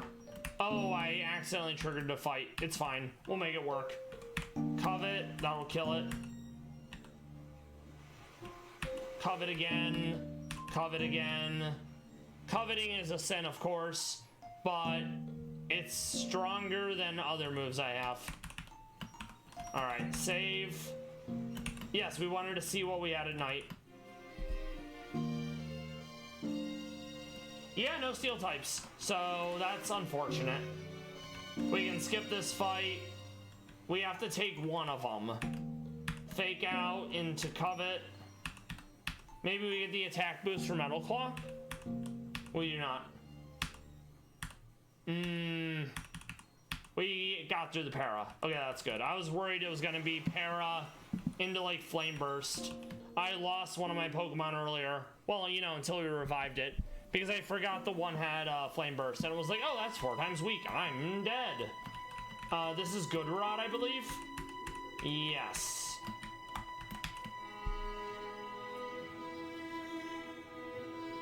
Okay, nothing here. That's fine. We grab our voucher. Very much. There is a Steel Fossil. It's Bastiodon, I think, but he's not very good outside of Metal Burst memes, which is more or less a retaliate situation. Okay.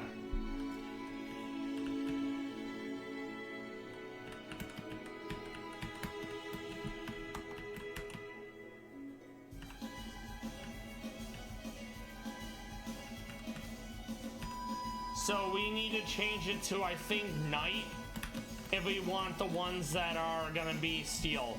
So yeah, it's gonna be Galarian Stunfisk, Aeolin Diglett, and well, just Aeolin Diglett. Alright, let's see. Let's start with the Stunfisk. It has filters, so super effective moves are gonna be less effective. That being said, a 4x move would still do like 3 point something, so it's a lot.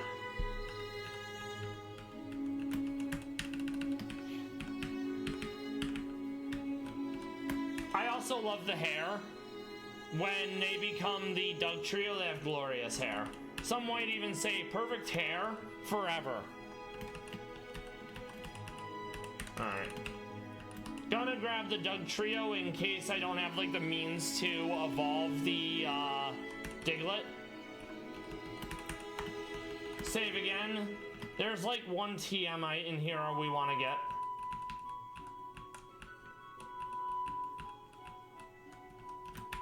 Yoink. I think that was Rest. Oh, yeah, I can't get to the other side just yet. Save again. Let's actually fly back so we can grab the other side.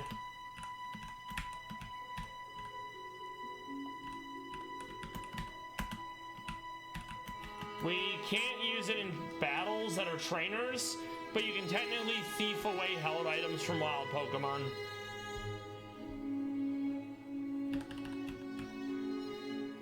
We want a Bronzong with heat proof.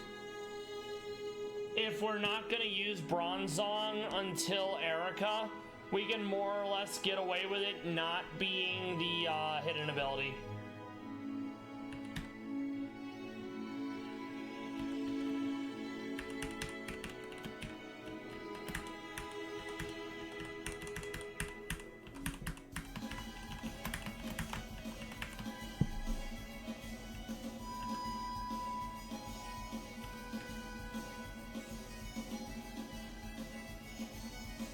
Okay, that's all of them here.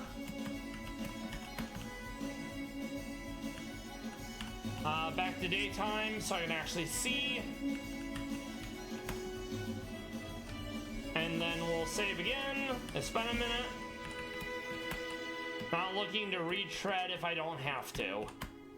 Vermilion. I don't want to do SSN just yet.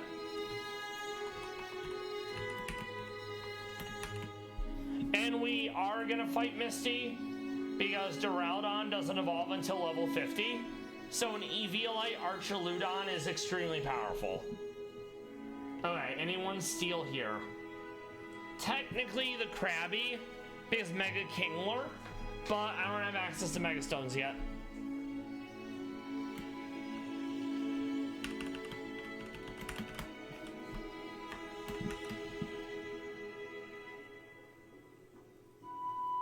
Alright, no steal. So we can go back to daytime. I forgot what aggro range was, so that's technically my fault.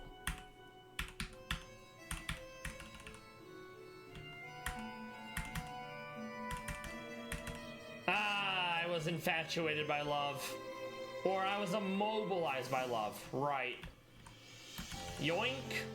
I think that was Temper Flare. I'm not sure. Might have been Heat Crash or whatever. This is Item Finder that's useful if you don't catch the Snorlax, so you can Item Finder the leftovers. We're gonna take on Misty as soon as we come back from the ad break. I'm gonna work on the team. Let's see what we're actually doing for Misty. Then we'll come back and fight Whitney, since we need the Eviolite. Okay, let's see. Sorry for the flashbang. Yes. So, I don't think anyone's outspeeding. We're going to want to, I mean, it's probably gonna flip turn out. None of those moves are super effective. I guess because Grass Knot does damage based on weight and a lot of steel types are heavy, that might also be a play. It could also go Rock Tomb for speed control, so whatever it's swapping into is gonna be faster.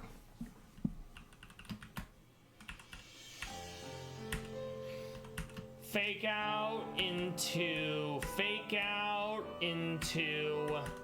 I guess just bullet punching or not, into Metal Claw, very good.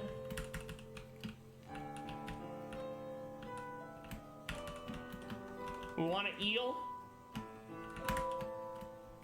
Want to fly over to Misty.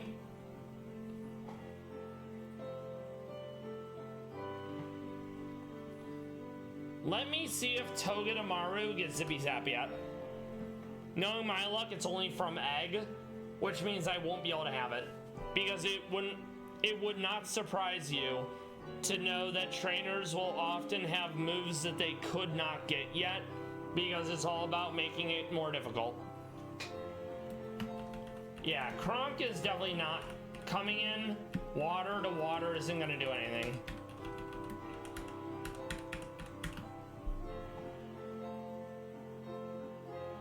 Yeah, let's see if Togedemaru gets Zippy Zap. That would be very pog.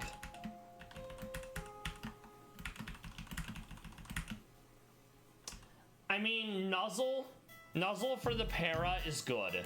So we are gonna take that. And we're also gonna take Spark. Yeah, believe it or not, Togedemaru is quite fast. So we're not gonna be able to leverage the Zippy Zap, but at the very least we have Nuzzle and we have Spark. We're gonna ditch Rollout and we're gonna ditch Tackle because they're garbage. I may also give it Magnet Rise just for the Levitate utility. And then we want to go to the Move Tutor south of us. There are some moves you can buy. We also have an ad break in just under 30 seconds, so I will see you all shortly. Grab a snack, do some exercising. Please remember to stay hydrated. And then this one is the one that sells the moves. I sometimes forget. And then we're gonna sell a bunch of rare candy, so money is a non-issue.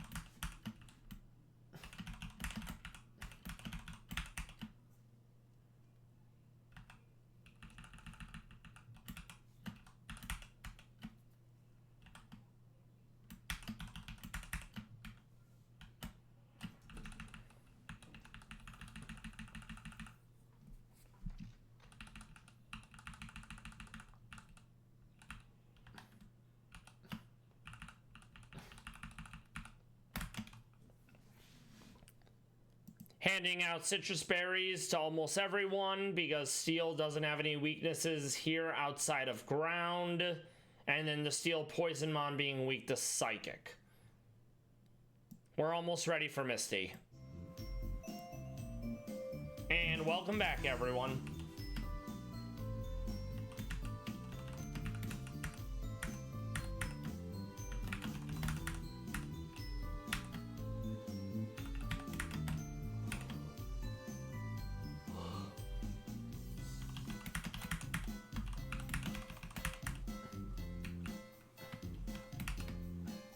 Air Balloon on Sandshrew just in case I have to sack to get some damage in on Clodser. We're gonna save, we're gonna grab the bike voucher, we're gonna look through our TMs, even though we probably only have like 10 of them. And we're gonna hope at least one of them will help us. We already checked the Fang Tutor, and no one could learn any. Okay. That's not a bad option for Starmie.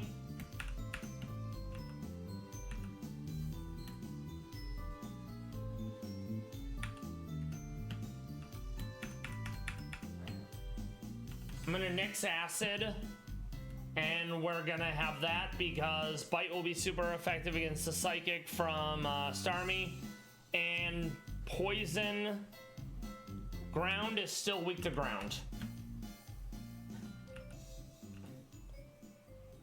None of them are grass.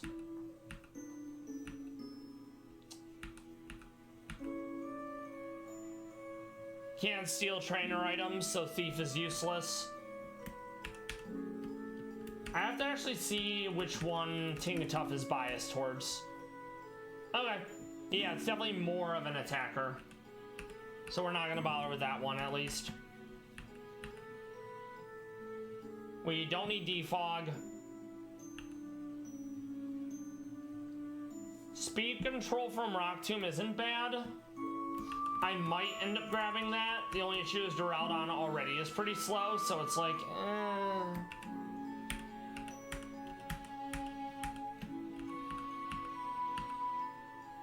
I don't hate that.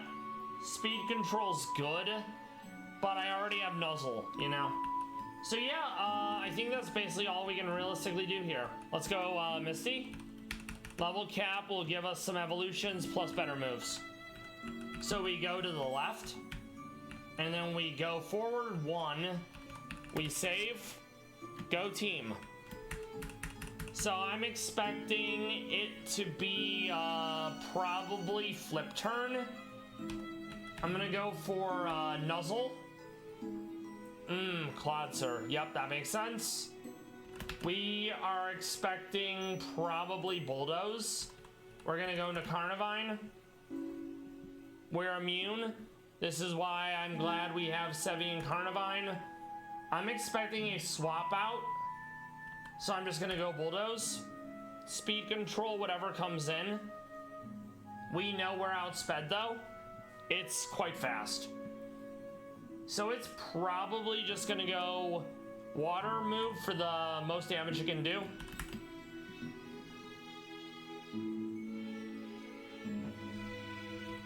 I'm gonna go Meowth.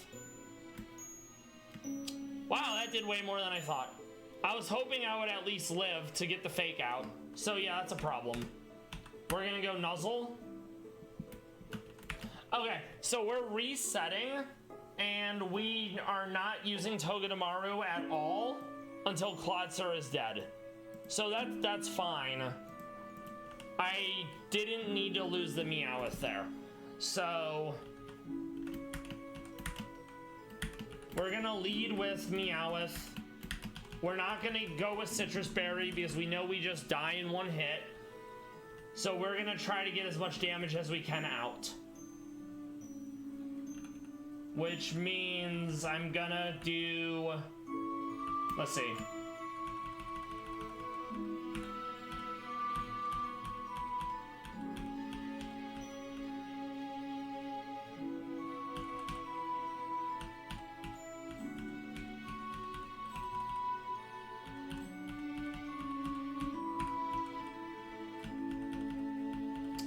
We don't have metal coat, so we can't boost the steel move yet.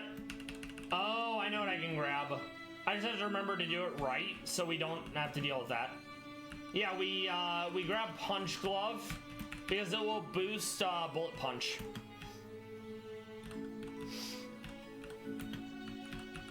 Careful. Careful. Save again. Punch glove on Meowth. We say we're gonna fake out into bullet punch. We don't go hung claws because we know it's gonna swap out. Like it's chip damage, you know? Same thing here, it's chip damage. But it's not nothing, you know? So that's already a better trade than last time. We're gonna go into Tingatuff, we're gonna fake out again. We are gonna go Rock Smash. Okay, it flip turns into Frogadier.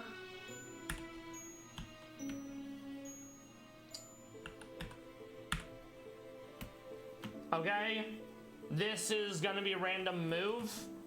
I am gonna try for Duraludon. Okay, Snarl. Nice, we ate the berry. We're gonna have to at least double Snarl. It has recover as well, so when it gets too low, it will just recover spam. Yep, or it's gonna recover now.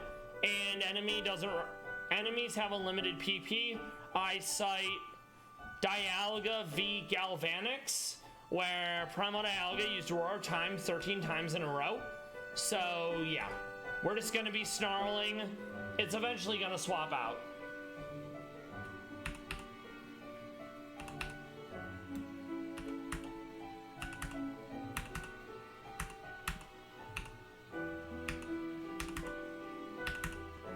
All right, got it down finally. Clodser is gonna wanna bulldoze. We go into Carnivine. We bulldoze. Poison ground is still weak to ground. It does have a berry, and it also does have recover. So there's a lot of recover spam in this first fight. And Clodser also has water absorb, which makes him even harder to take down.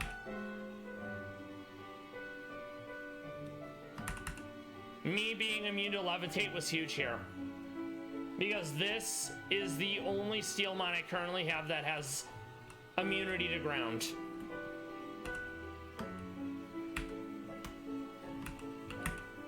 I'm gonna get a curse or two in, since it just wants to recover, and now I think Bulldoze will probably one hit. No. Okay, now it does. Float Soul. I'm gonna go bite, and I'm gonna hope we get the flinch. Same thing. Nice, yeah. Sevi Carnivine, as the kids would say, absolutely goated on the sauce. Being immune to ground when it would be a 4 times weakness, incredibly powerful. I use Clodser and Sevi Carnivine in Mono Poison, which means I cannot bring it into Mono Steel Elite Four. Alright, that's a second badge. Level cap is 34. I think we get like 2 more evolutions right now.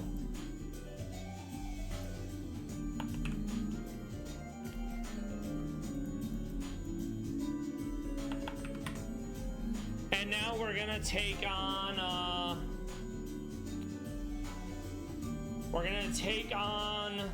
SSN, then we take on Whitney, then we take on Bugsy, then we take on Surge. The Whitney fight, as is tradition with Whitney, she's no slouch. Okay.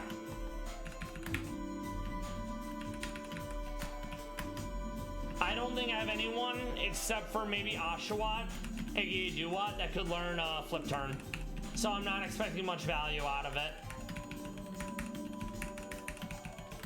Quality of life, you love to see it.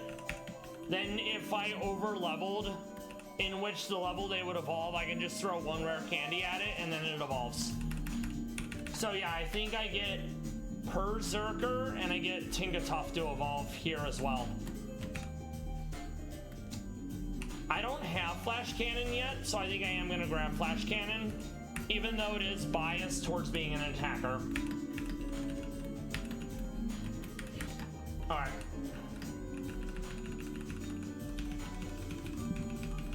VOD friends, lurkers, I hope you're enjoying the stream. I hope you've been having a great day, that you've been able to enjoy the Palace Cats we looked at earlier. We'll look at some more before the stream's up. May your Christmas be very merry, and if it's just a Tuesday for you, may your Tuesday and Wednesday be the best it can be. Alright, rare candy. Where? Oh, I got rid of all of them, right? That actually makes sense now. I was trying to make money, so I accidentally sold all of them. We'll go back to Viridian to get more candy. Rare candy, by the way. Totally destroying the candy market. Save again. That more or less solves our money issue for the entire game. And you love to see it, truly. So yeah, that's Berserker. Ironhead is going to be huge. I'm going to take it over Home Claws for now. I can always relearn Home Claws. And then same for Ting. Oh, it doesn't evolve yet. When does it evolve? 36. Supercell knew what he was doing. Okay, let's see. Yeah, no. Okay, so off to the SSM.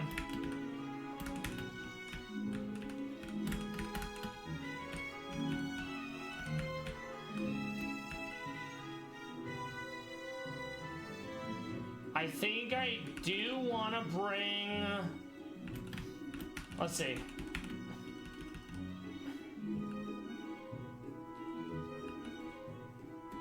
I'm gonna put away Tingatuff for now. We are gonna bring in Duat because we have a water move that'll be useful against Panseer.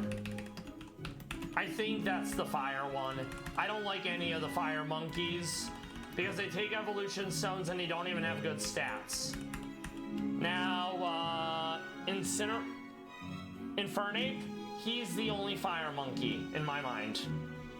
We're gonna Nyx Revenge and we're gonna have Air Slash. Better coverage.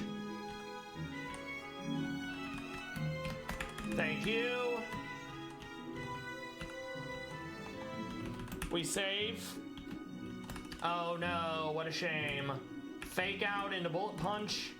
Bullet Punch is extremely powerful, and Berserker is very slow, which is why we keep the priority move. So they lead, I think, with a Dartrix and a Duat. We give Kronk Mystic Water again, so we can one-shot the Simisage, or Pansage, whichever one is the fire type.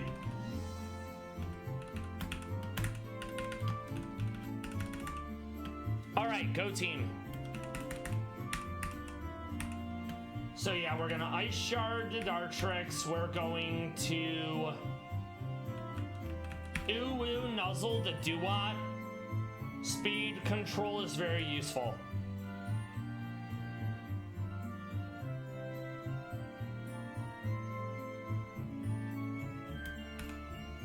Alright, we are going to Ice Shard to Dartrix. We are going to Spark the Duat. Duat has Eviolite, so it is relatively tanky for what it is. We want to get out of here because we're gonna die to Simisear. Actually, no. Let's get damage in on Simisage. Let's Nuzzle Simisear. And then we're gonna try to get in Duat and someone else to finish off the Simisear. Okay?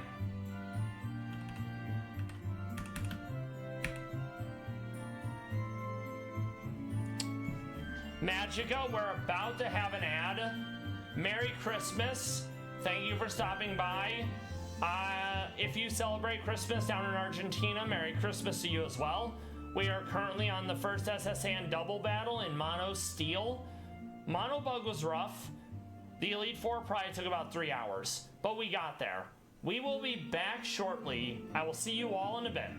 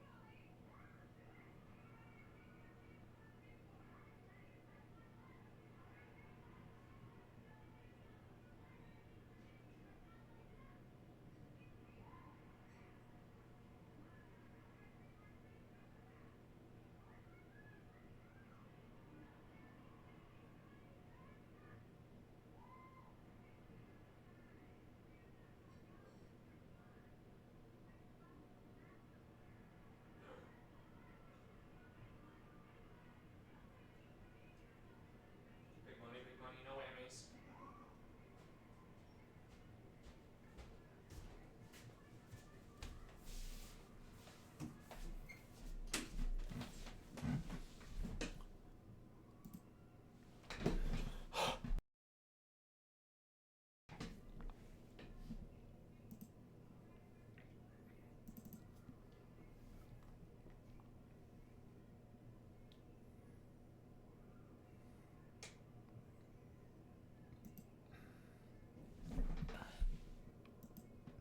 All right, Meow, and we are back.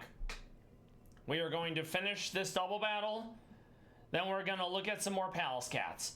And yes, Taro, I'm streaming tonight and I'm streaming on Christmas.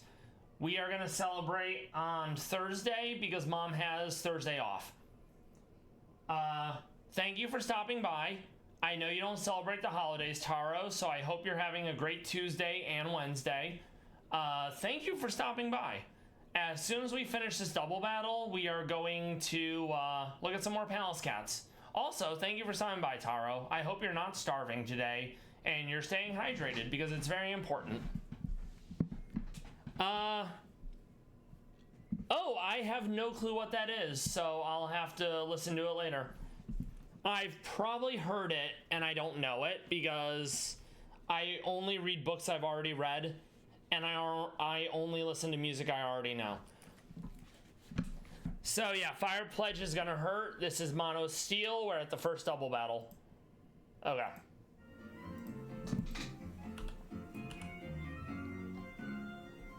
That did way more than I thought, but then again, Duraldon has no special defense, so I suppose that makes sense. I did not think it would take me that low. Okay. So, yeah. Not ideal. We're gonna go Air Slash. I think we are trapped in the Magma Storm, so I can't really swap out. Let's see if that's actually the case. Never mind. Simisage is faster. You hate to see it. Alright, we're gonna go tackle. We're gonna fake out. Now it's gonna be Wigglytuff. Fairy loses to Steel.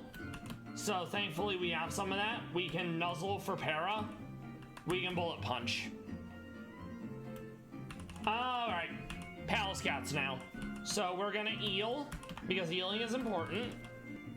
And let me pull up more of the Meownwell stash.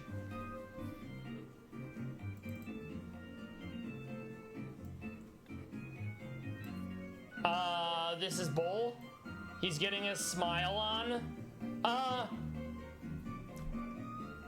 Magica, it is your money, but you are not a fully formed adult. So, first off, don't do it. Second off, don't do it. Third off, I can't stop you and you're gonna do what you want. But I would strongly encourage you not to do what you're about to do.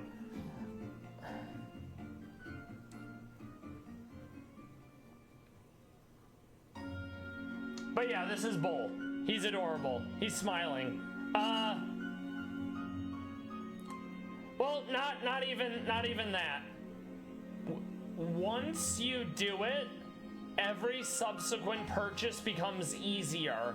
That's why people who are behind monetization work so hard at getting that first purchase. You are, of course, gonna do what you want, and I cannot stop you. If I could stop you, I would. Alright, so let's see what else we have. We have another one of Bull smiling. He's sitting on his stump.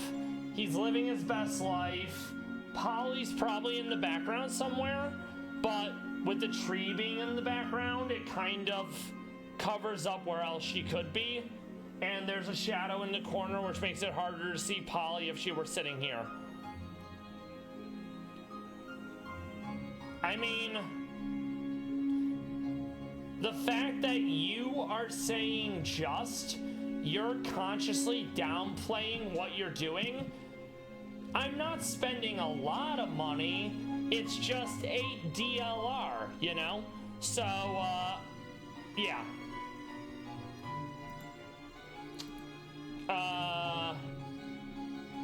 This is also, it's a small picture. It's not great quality, but it's a Palace Cat mom and her kittens taken in 1979 in China. China, as you know, is very closed off. So the fact that this is like 50-something years old at this point, and they're just so adorable, you'll love to see it. Truly some of God's finest creatures. And I love that very intense blem the mom is doing. You have at least 3 here, because you got this little guy, got this one in the corner, and then you got this one. So at the very least, it's 3 + 1 - 1 = 4 quick maths. And we'll look at one more, because they are adorable.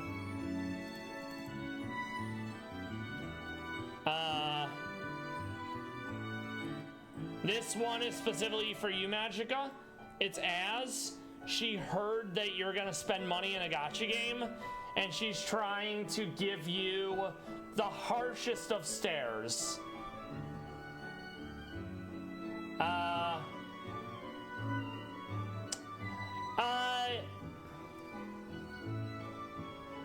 I mean,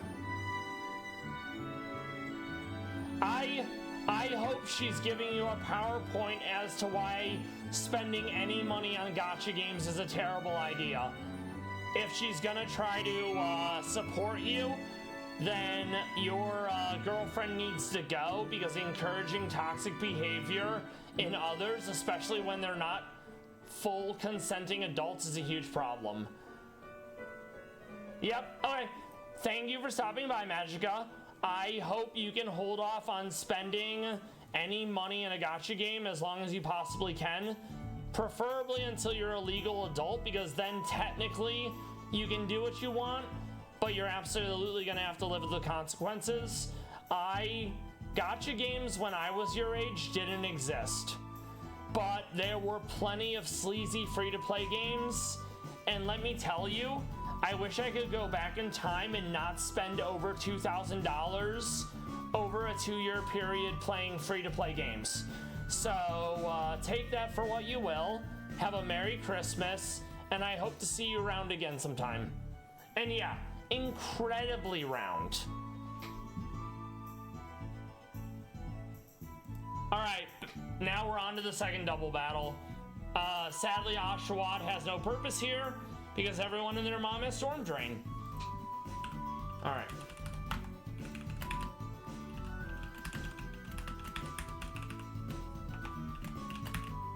And it's at least $2,000. $2,000 was me lowballing myself when it was happening, and it ended up being way more, and it was like, this is a problem. And that was me learning my lesson as a young teenager, that it's never just a few dollars here and there. Okay, so let's see.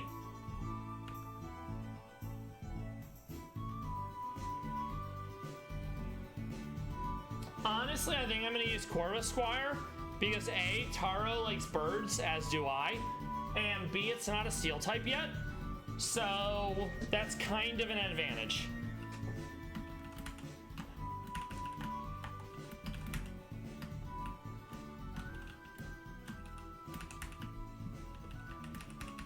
But as soon as it can evolve, I have to evolve it. Okay. We do take Drill Peck. We're probably gonna grab Roost just because I need Ealing. Okay. No. Over Taunt, I think. Really? I could have sworn Berserker got punch moves. That actually kind of blows my mind. Alright, we're gonna save. We're leading with 2 Fake Out Mon because we want to make sure the Sash on Corviknight, on Cramorant breaks and it dies. So... Alright. Save again. Go team.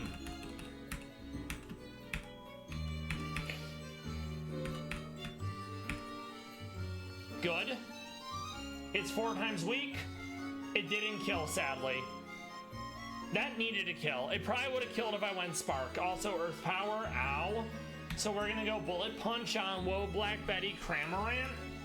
And we're gonna go Magnet Rise, so we have Levitate. Ah, the para. Haha! Love to see it. Okay, so we need to get Berserker out. I'm gonna hope that the Bullet Punch goes through the para. And we're gonna... We don't really have anything here. I'm just gonna go for the para. It's already pretty slow, so it doesn't really matter. Okay? Yeah, not ideal. Okay, so we're gonna bring in Carnivine. We're gonna go Metal Claw on the Leap. And by that I actually mean we're gonna go Bulldoze, and we're gonna go Tackle, just to get some extra damage in. Nah, you hate to see it. Okay, let's go Bulldoze again. Let's go Tackle again, just to get some extra damage in. Alright, we're gonna come in with Sandshrew. We're going to Bulldoze again. We're gonna go into Corvisquire. I needed to go into Corvisquire right away, actually, but it's fine. So now it's just Tatsugiri and Luminion. So Carnivine is 100% swapping out into Duraludon. We are going to do a Home Claw. Oh, you hate to see the burn. Okay, we're gonna go Snarl. We're gonna Home Claw again. That is not ideal.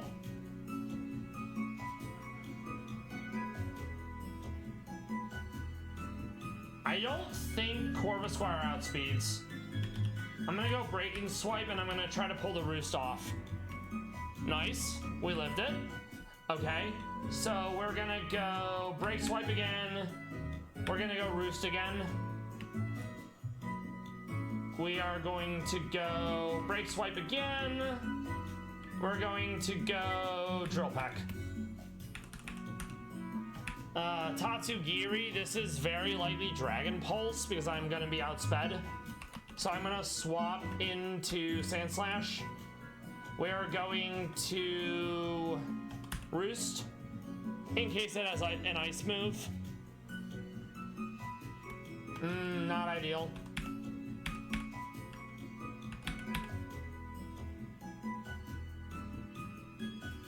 Honestly, kinda goated. Also, Taro or anyone else, if you'd like to name the Corvisquire, you can do so. It is a steel bird, and because it's Corva, obviously it's from the Corvidae family. All right, let's grab the second move we're missing, which is right here. We fake out. We swap into Togedemaru. Ah, it's fine. Don't worry about it. Eel. Gotta stay eeled.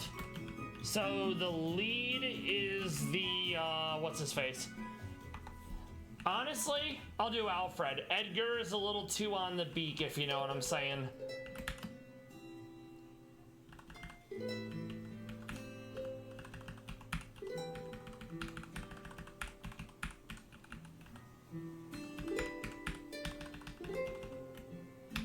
There we go. So yeah, it's gonna be not Corva, it's gonna be Exploud with the Choppleberry. Huh. I do like that. I actually may end up going that because it's funnier. In fact, we are gonna do that because it is funnier.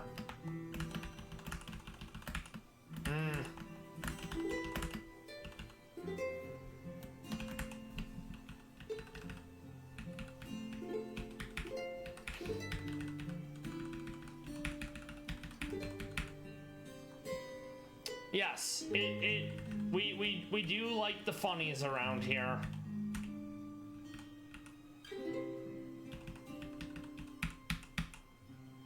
Nice.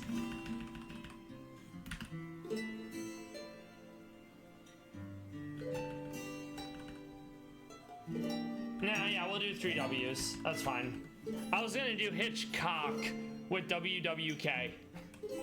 Alright, let's see. So, I think the ad just procced. I didn't notice it in time. I apologize. Okay. Let's see. So,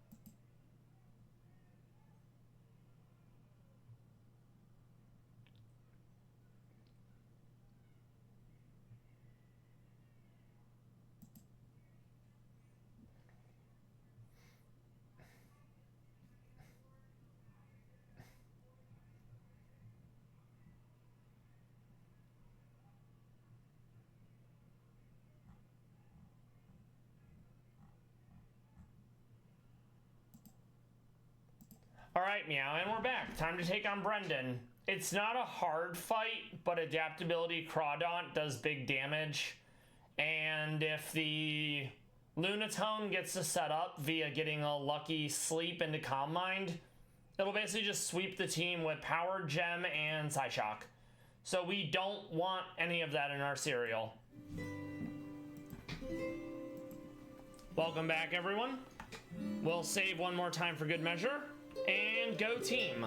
So we know that Loudred has Choppleberry. So right off the bat, we're going to make him use it. And then we're gonna do it again.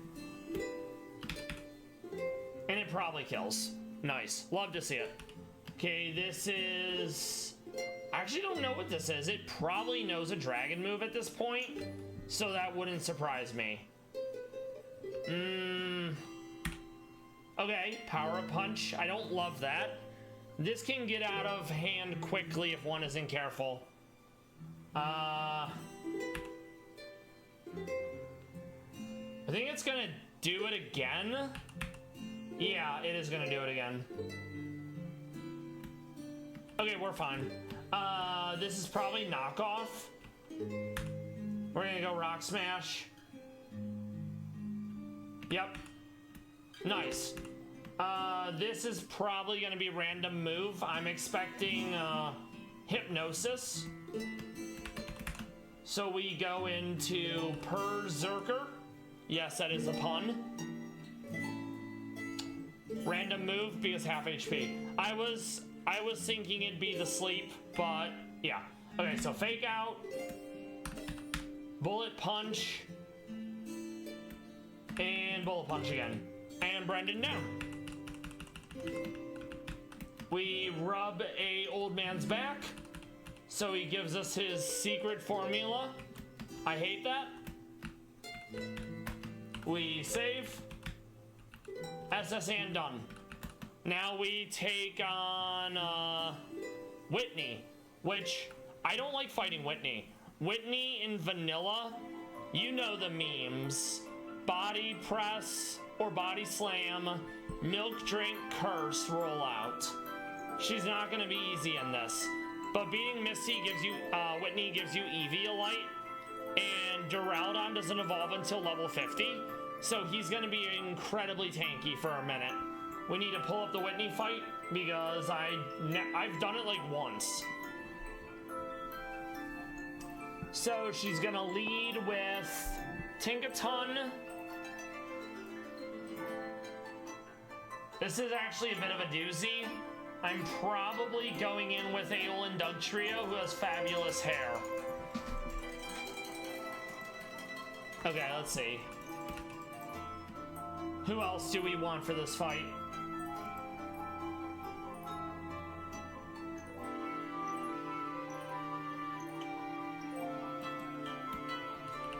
I might be able to get Lucario now.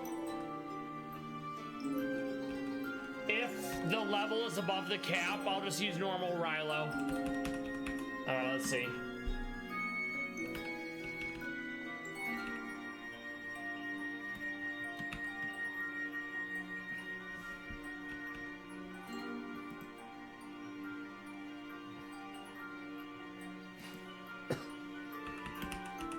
Alright, let's see. I also love that the Dugtrio have fabulous hair. Very fast, too. Okay, so I would have been able to evolve it. I wasn't sure if it'd be a situation where I don't have the ability to evolve it. 30th daytime, okay. So we 100% are bringing Lucario to this fight. It'll be our only stab fighting so far. We do shove it 1,000,000 berries because when we do get return, it'll be base 102 damage. We can also give it Vacuum Wave, which is a special priority fighting move.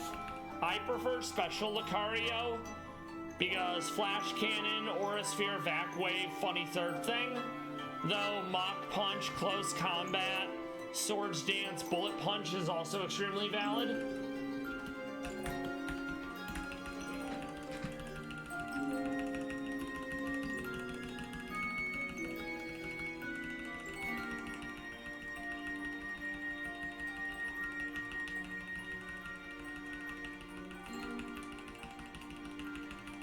Okay.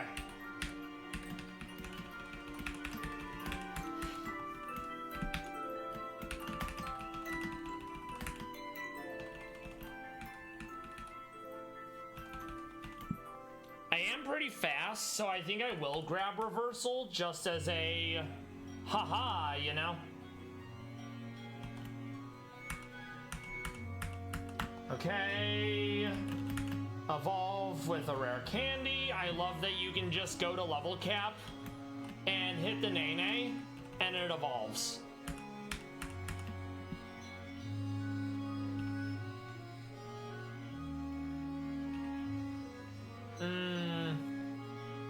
No. Yeah, we're gonna go special. We like our Lucario to be very special. Water wings included. We can definitely get rid of Endure.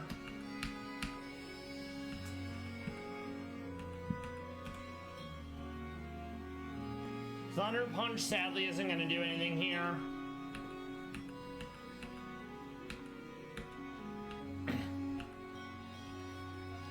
I do like speed control, so I think I might grab that.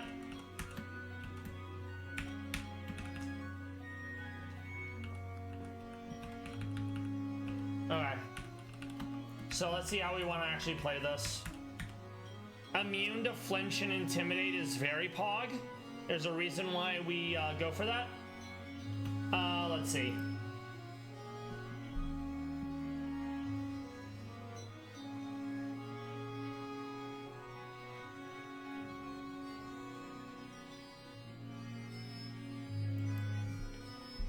It actually blows my mind that Miltank is base speed of 100. Like, are you shitting me?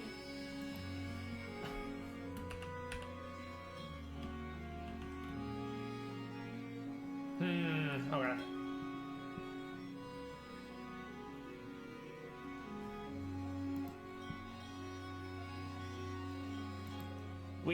For Carnivine, I'm gonna have to, give it a Pyapa Berry, so I don't take as much damage from Psychic. Yeah, I do not like fighting Whitney if it can be helped. I don't think I'm gonna get much value out of Sandshrew, sadly. It'd be good against the Drampa, but it's still only 2 times effective, you know? Also, that Flamethrower is an issue.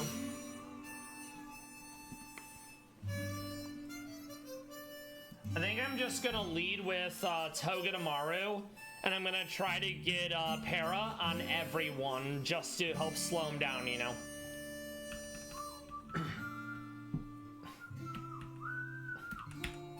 Alright. This is very much gonna take a few tries as well. Like, there's no ifs, ands, or buts about it.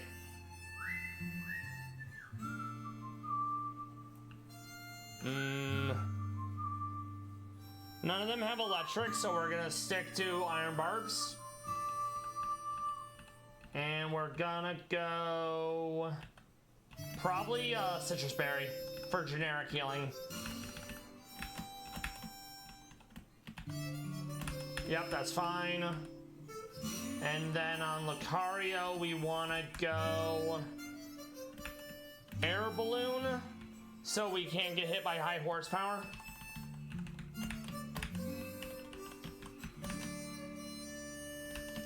And we're gonna go Modest. I think we can make that work. Let's put Togedemaru up front.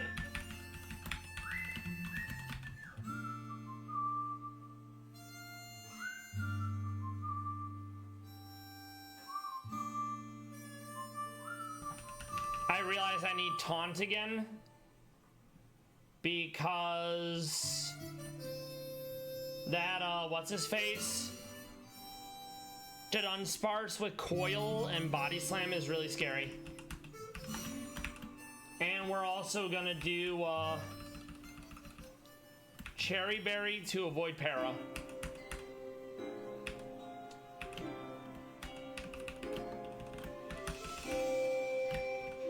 Alright, let's see if we can make this work. right, Whitney, let's go. We're just gonna try to get everyone para'd, and that will help. Okay, eat your berry, that's fine. Nice, we got some extra damage in. Lots of zing zaps. Ah, and you got flinch. You love to see it. So Tinkatuff down. Next is the Dunsparce. We are going to start with the paras. We're gonna hit him with an Uwu Nuzzle. I mean, he's still gonna do coils, but at the very least, we got the para off. So now we want to go into Duraludon. We want to start just rock smashing as much as we can. Nice, that's huge.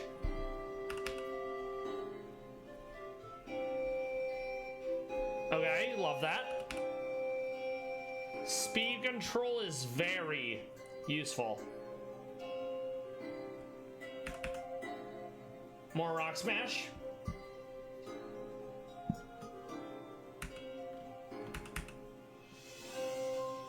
Dunsparce is also very slow. Now I'm para'd. Nice. Love that. So, most of the team is down. I'm not expecting this is gonna go off, but I figured I'd at least try, right? Okay, so now we're gonna come in with Togedemaru, and we're gonna hit it with a fat Uwu Nuzzle. That way it's para'd. I mean, we're dead, but we also got chip damage in with Iron Barbs. So now we're gonna go into Lucario. We have our air balloons, so we can't get hit by high horsepower. I don't think we die in one hit to a Zen Headbutt. Aura Sphere, eat your berry. Yeah, that's fine. Aura Sphere again. Huge. Farigiraf is scary, because this Psychic is going to hurt. So instead, we're gonna get chip damage in, because we don't expect to live. And a second Vacuum Wave.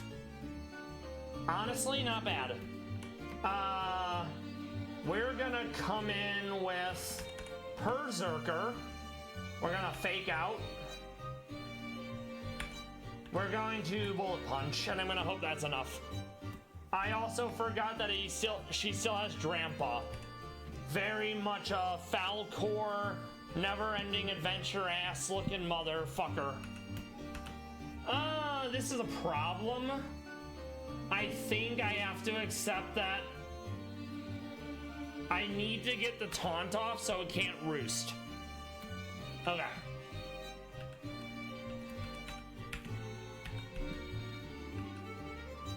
I'm gonna fish for the I'm gonna fish for the flinch. We did not get it.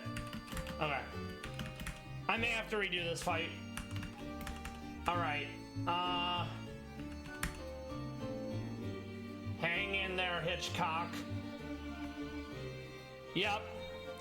I need to hold a normal berry if I'm gonna do that fight, because Hyper Voice plus Stab plus Gem, lots of damage.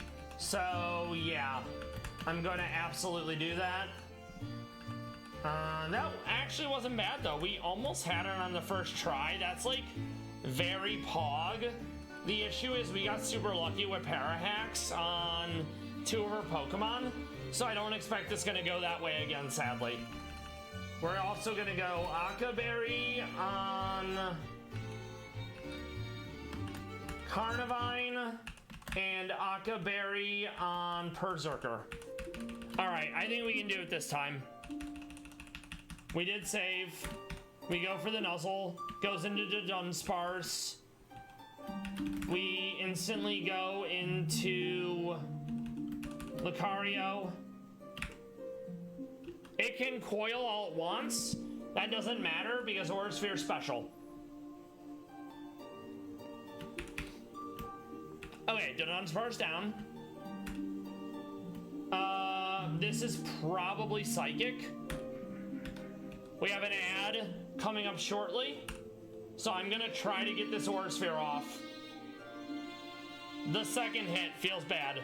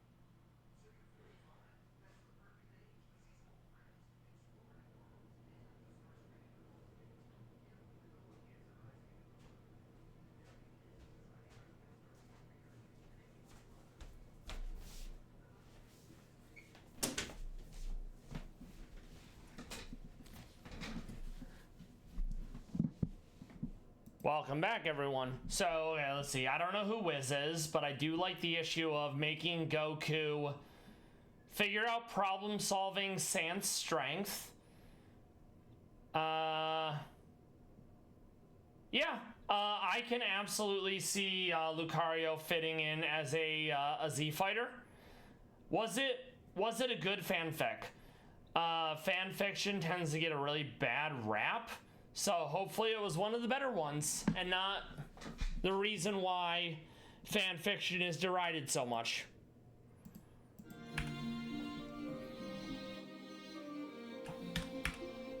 This is probably Flamethrower. Oh yeah, the Roost issue. I totally forgot I need to taunt. That's my fault. That was absolutely a misplay. Alright, we're just gonna keep bullet punching this dragon in the face until we kill it. At least we made it waste its gem, and that's important. Bullet punch again.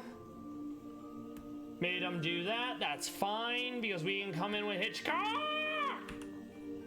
and kill Grandpa.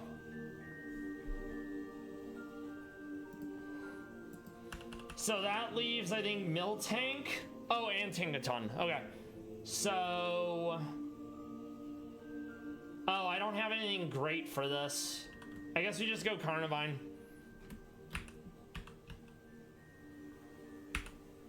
This is going to hurt. Oh, or not. We're just gonna do some bulldozing. Actually, that gives me an idea. I'm gonna name Carnivine Killdozer. He's extremely powerful. Very slow, though. Okay, this is gonna be Miltank. Miltank is gonna 100% want a Zen Headbutt here.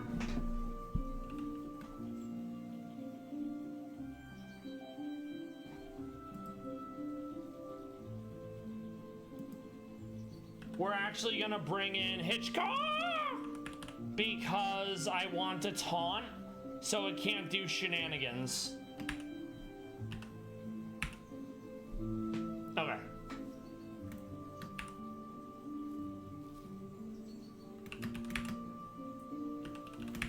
Duraldon. This high horsepower is gonna hurt. Eat your berry, that's fine. Yeah, I do not love that.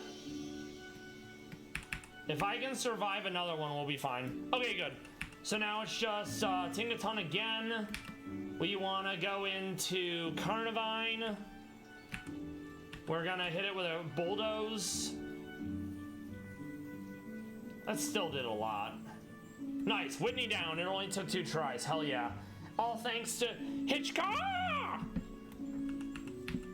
I'm trying to consistently do that each time. I think it'll be funny. Alright, so yeah, normal gem and Eviolite. That's the only reason why we fought Whitney. Now, Duraldon is gonna have 50% increased defense and special defense. And I just have to remember that it doesn't hold a super effective item for the moves that it's weak to. AKA, I think, Dragon, Fire, and Ground. Yep. Now we're gonna take on Bugsy. So let's go over, well, first off, let's save so I don't have to do that again. And we have to figure out how we're beating Bugsy because it's in the rain, and I only have 1 flyer. Okay. So I think we can probably get away with doing a fake out, then swapping into someone else. This is gonna be useful. I'm gonna wanna hold, I think, a Thunderberry, so Wakanda forever. Carnivine isn't bad. I don't think they have any fire, so we'll go Chipotle Berry for the punching. Chipotle? There you are, Chipotle.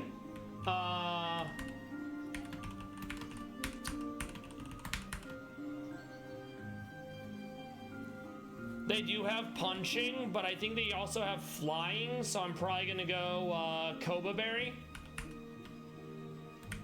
We'll also give you Thunder Punch because I need some more answers, realistically. Over counter, and I'm actually gonna go neutral nature because as of now I'm a mixed attacker. It's not ideal, but you do what you need to make it work, right?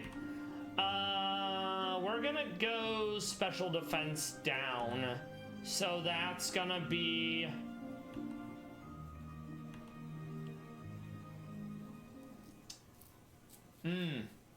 That's gonna be Rash. I think they have a cream for that, but I'm not sure.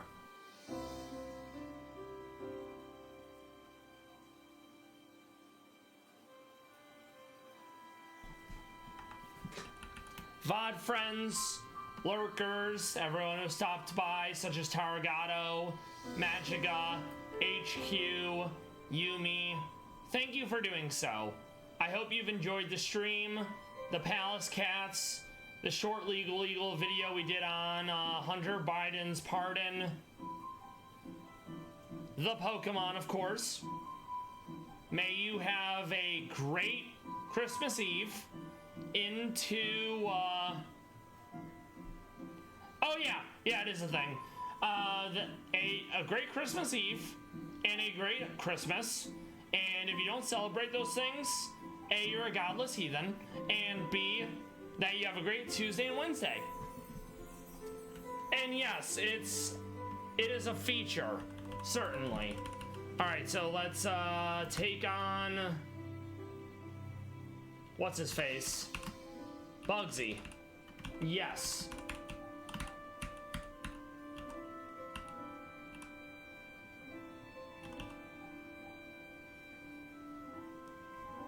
Yes, absolutely.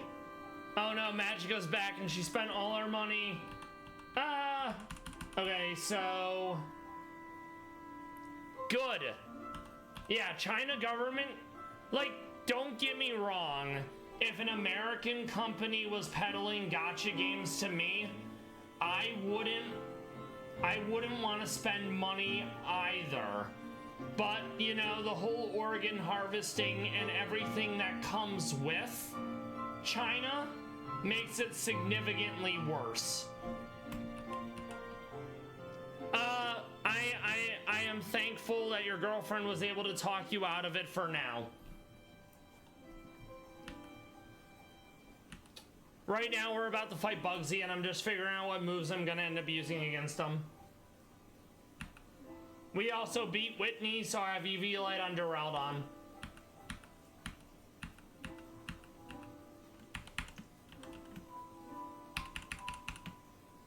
Over Snarl for now.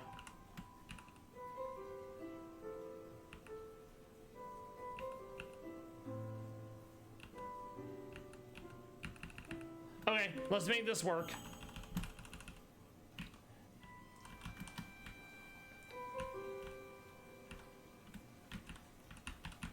But yeah, I'm gonna say that your girlfriend convincing you not to spend that money, it was a Christmas miracle, and I love that for you. So let's take on Bugsy, because I don't want to make the mistake that I made in Mono Dark, where I have to fight him after, and it goes horrible. So we're gonna lead with a Fake Out Mon, then we're gonna swap out, and we're gonna try to paralyze everyone given the opportunity.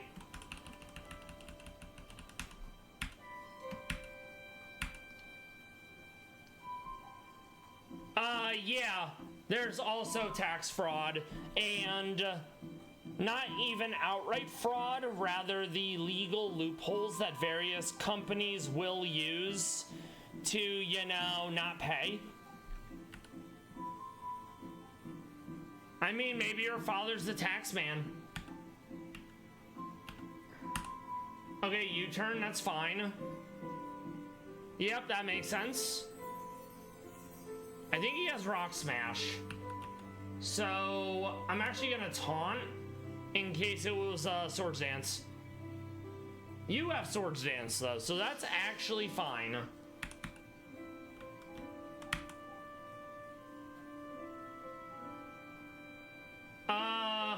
It doesn't have priority, so this actually might kill. Berserker. Extremely powerful. We are outsped here though. Yeah, it wouldn't be surprising. Alright, so we need to figure out what this is gonna be. Honestly, I think we go Togedemaru for the Uwu Nuzzle. For the para. I hate that. But we are faster, so it's not that bad. Okay, good. Love to see it.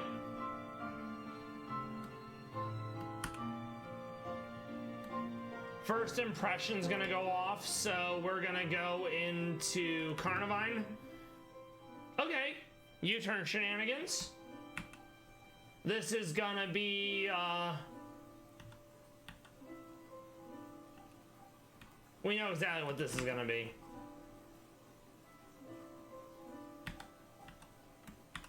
Hitchcock! Yes. Yes, you absolutely can.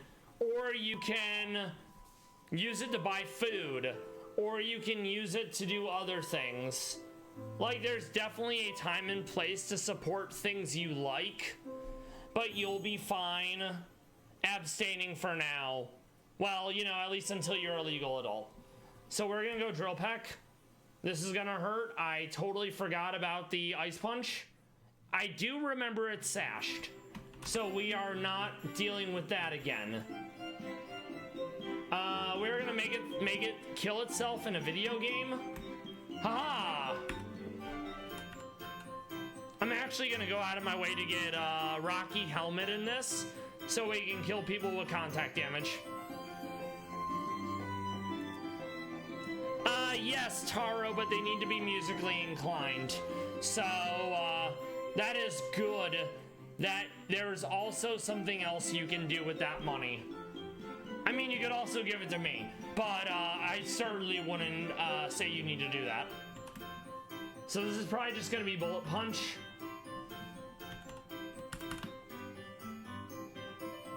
Alright, your turn. This is gonna be first impression again. Yes! Yeah, that is absolutely a inexpensive way to be musically inclined. You're absolutely right. Making it take some chip damage. Haha! Okay, Sizor again.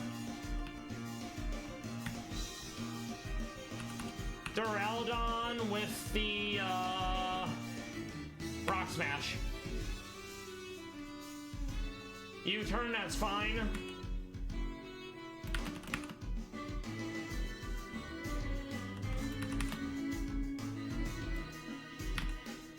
Vac Wave.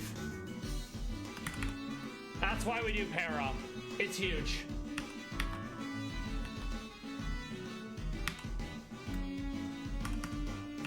Bugsy down. Fuck yeah. Love to see it. So there's probably not a lot of steel type that can learn U-turn, but if there are some, we have that as an option now. So I love that for us. Let me check these raid deads real quick.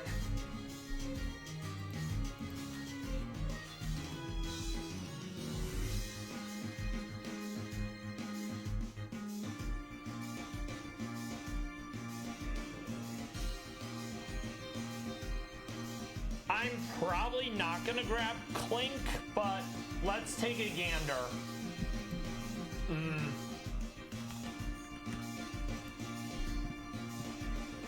Clear body isn't bad. Base 90 speed is also not bad. I'd mainly be doing it for the Steely Spirit, because I saw that in VGC, where someone was running Steely Spirit Berserker with Fake Out, Bullet Punch, 2 other moves, and then they were running a Goldengo with Life Orb and Make It Rain. It did a lot of damage. So you know what? We'll get a Kling Clang tomorrow. We'll fight Surge. We'll take on Erica.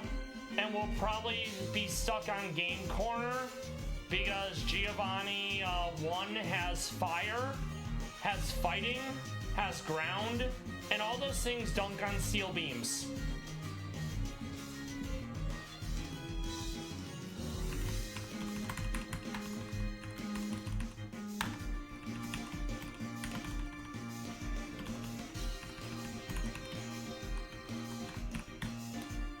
It's gonna proc in 10 seconds. After that, we'll look at a few more Palace Cats, and we'll find someone to raid out. I will see you all shortly.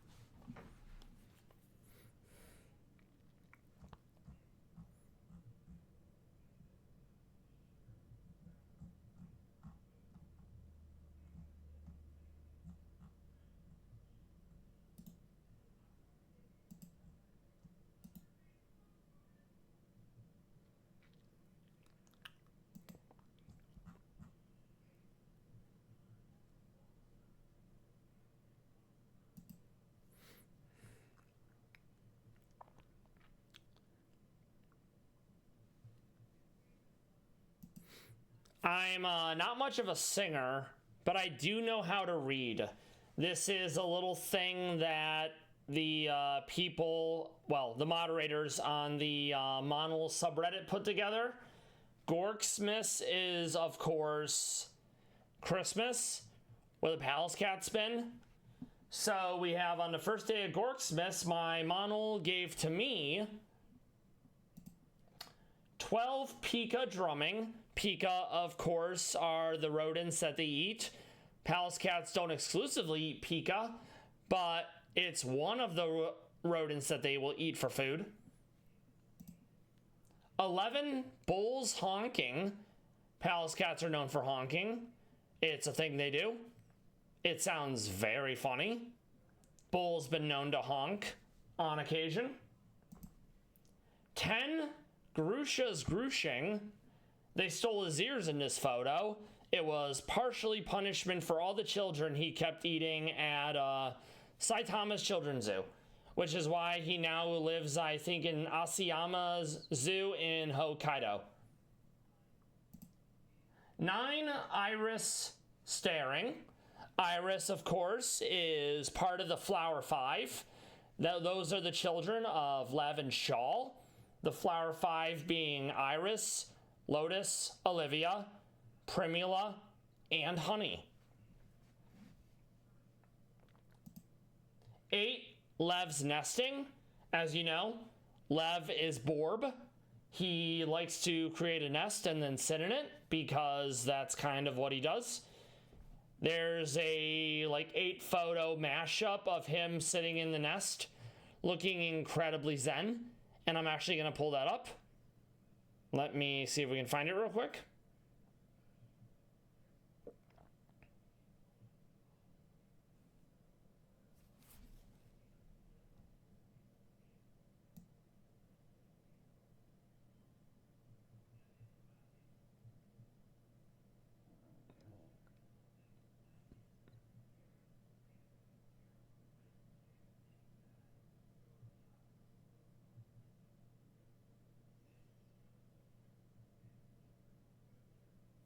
I'm not sure where it went, and I'm losing my mind.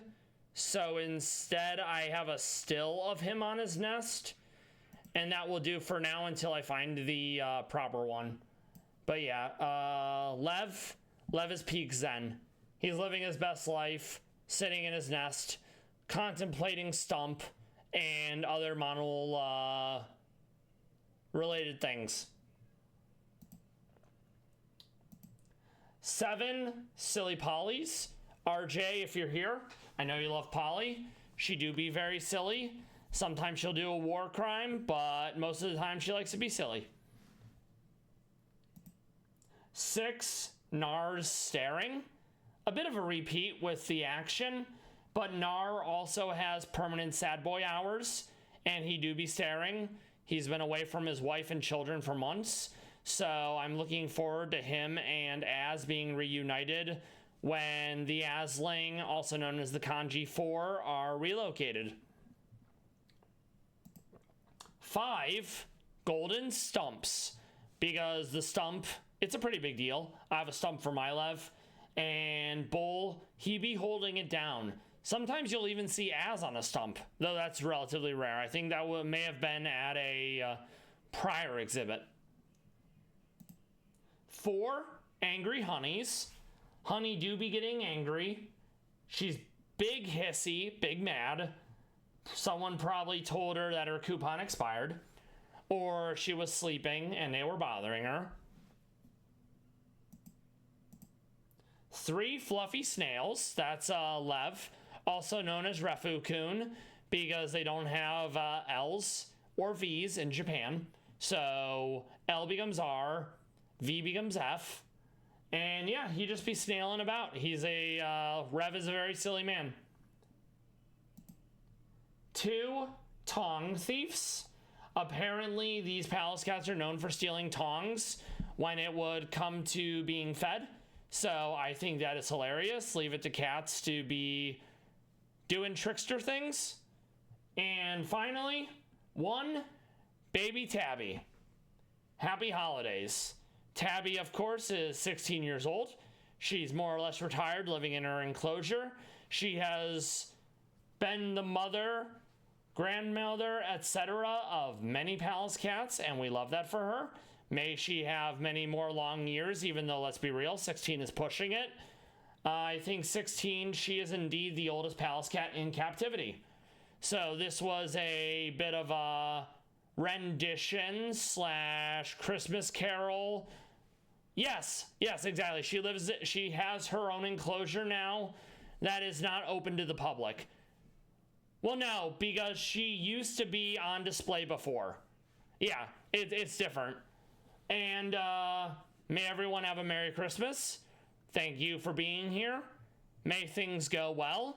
May Krampus not kidnap you into a simulacrum for being bad. I'm actually going to be watching Krampus tonight and Die Hard, as is tradition.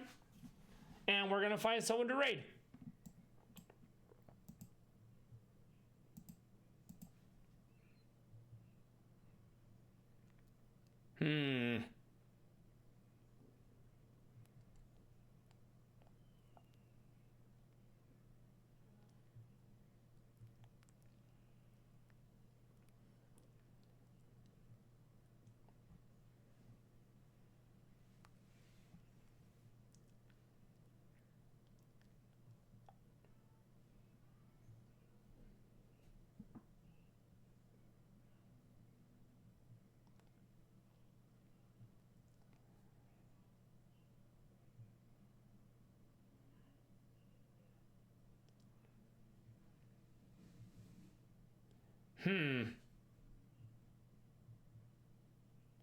I mean, this will suffice. Let me make sure they are actually streaming. And yes, happy Yule season. I can't eat Yule logs because I'm allergic to chocolate, but I'm sure those who aren't allergic to chocolate can enjoy it. Let me just pull this up real quick. They are live. Okay, good. So we will absolutely give them some love.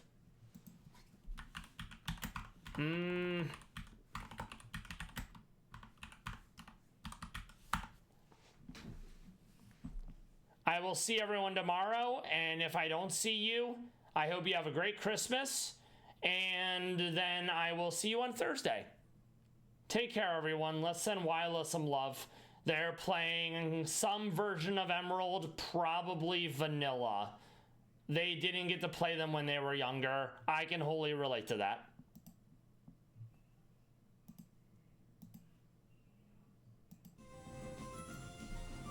Everyone wants to try to get me with counter now, it seems.